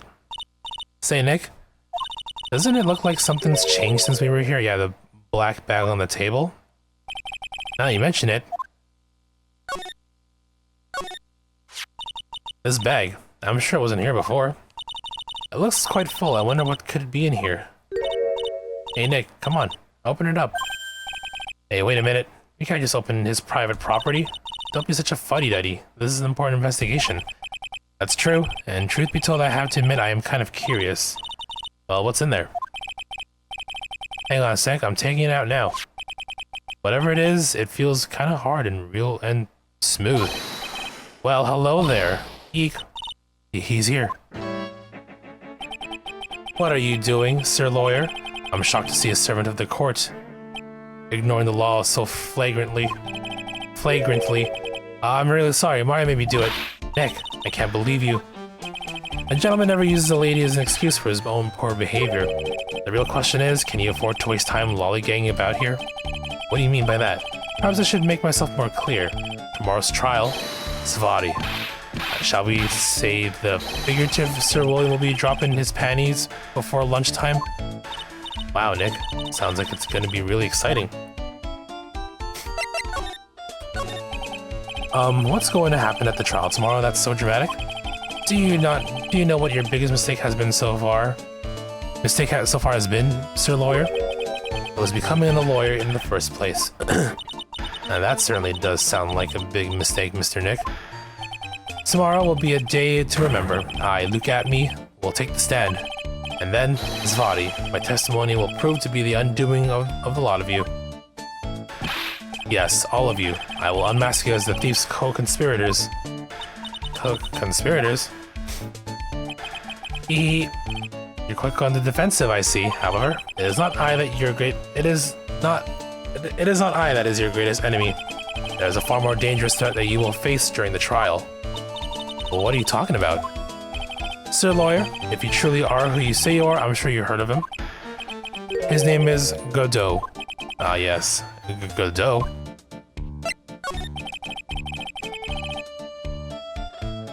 You're taking a step down the path of foolishness. To try to defend a career criminal who deserves nothing less than the death penalty. Hey, last time I checked, no one knows for sure Mr. Delight is really the mask. My dear lady. Times may change, but people, sadly, do not. Well, you will understand this when you are more mature. Who is this Godot person? It's not surprising that a spirit medium has not heard the name. Godot, the prosecutor whose equal cannot be found in this country, but in heaven. Godot, a legend or myth.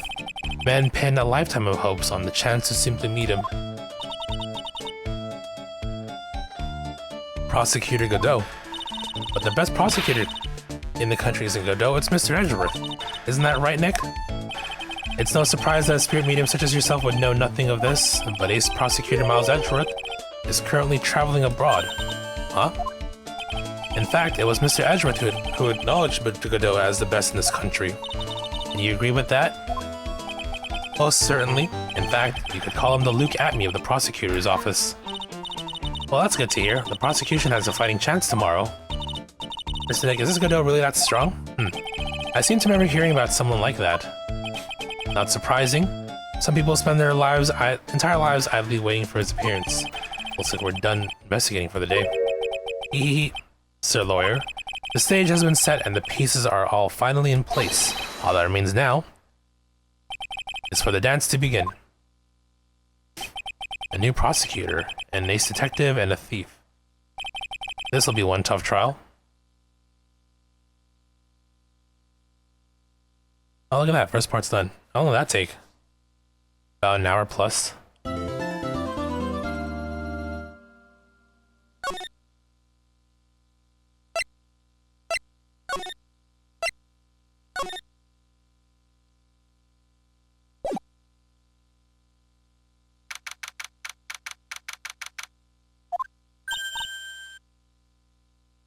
Hey, Nick? What is it? Is something wrong? Nah, but did you see all the people here? It's crazy. Oh, so check out the mask glossy I bought.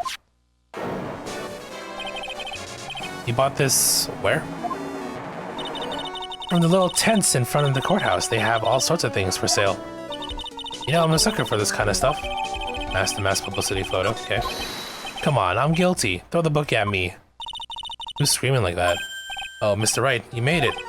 Yeah, I did, but it doesn't look like things are going to get any less ugly for you. And because I did it, I'm the criminal. Me. Ugh, he's at it again. I sent the calling card to Lordly Taylor, I admit it. But you don't have the sacred urn, right? Well, that's true, but that doesn't mean that I didn't commit the crime. Normally, when I say of course you didn't, I'm being sarcastic, but you. Yikes. Anyway, I admit that I'm guilty. So make sure they give me a guilty verdict. Please? Oh, there you are, Ronnie. Bonjour, sweetie. Oh, Desi, honey. Bonjour. Well, actually, I don't really know why I should be speaking French to you at a time like this. Leave it all to me, Ronnie. I swear I'll protect you. You see, actually the thief is mute. Can I tell you something, Nicky boy? I can guarantee that my Ronnie is innocent. If he's declared guilty, I'll never be so cross with you. So why are you smiling when you say it? Well, if you'll excuse me, I've got some errands I need to take care of. I'm counting on you, Nicky boy. Good luck. To be honest, I really don't know whether Ron is mask or not. But there's only one thing I am sure of. He doesn't have the sacred urn right now. Mr. Delight, it's time for you to enter the courtroom. For the time being, I guess I'll have to trust Desiree.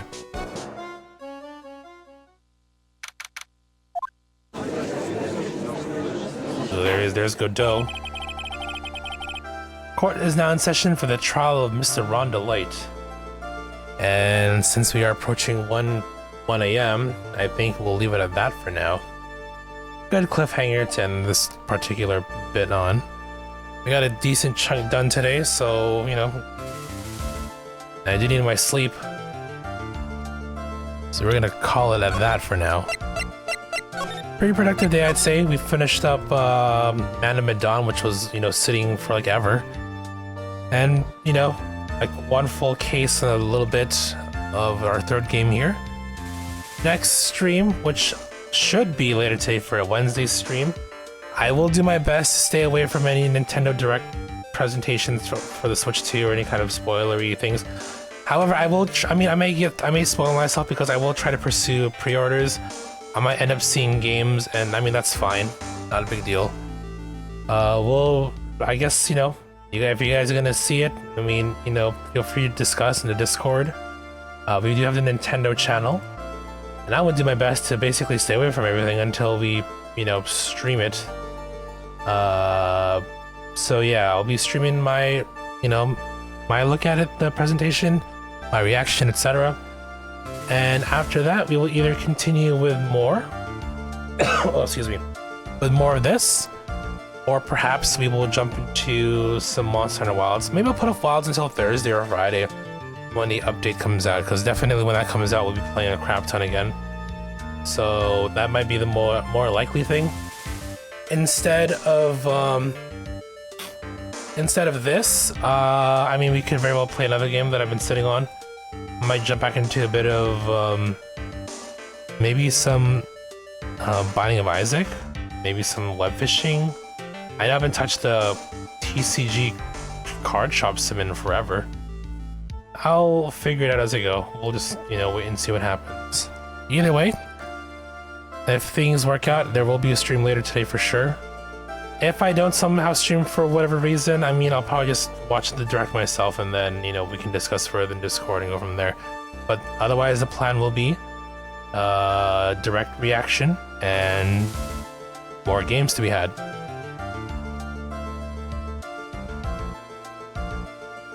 Alrighty, so we're gonna leave it at that. I mean, I'm gonna go and sleep now. And yeah, until next stream, hope you all enjoy your morning, your afternoon, your evening, your night, wherever it is that you are. As always, stay safe, stay healthy, do the best you can, be the best you can be, and all you take care. Once again, I appreciate you all for being here. And until next time, have a good one. Ta-ta.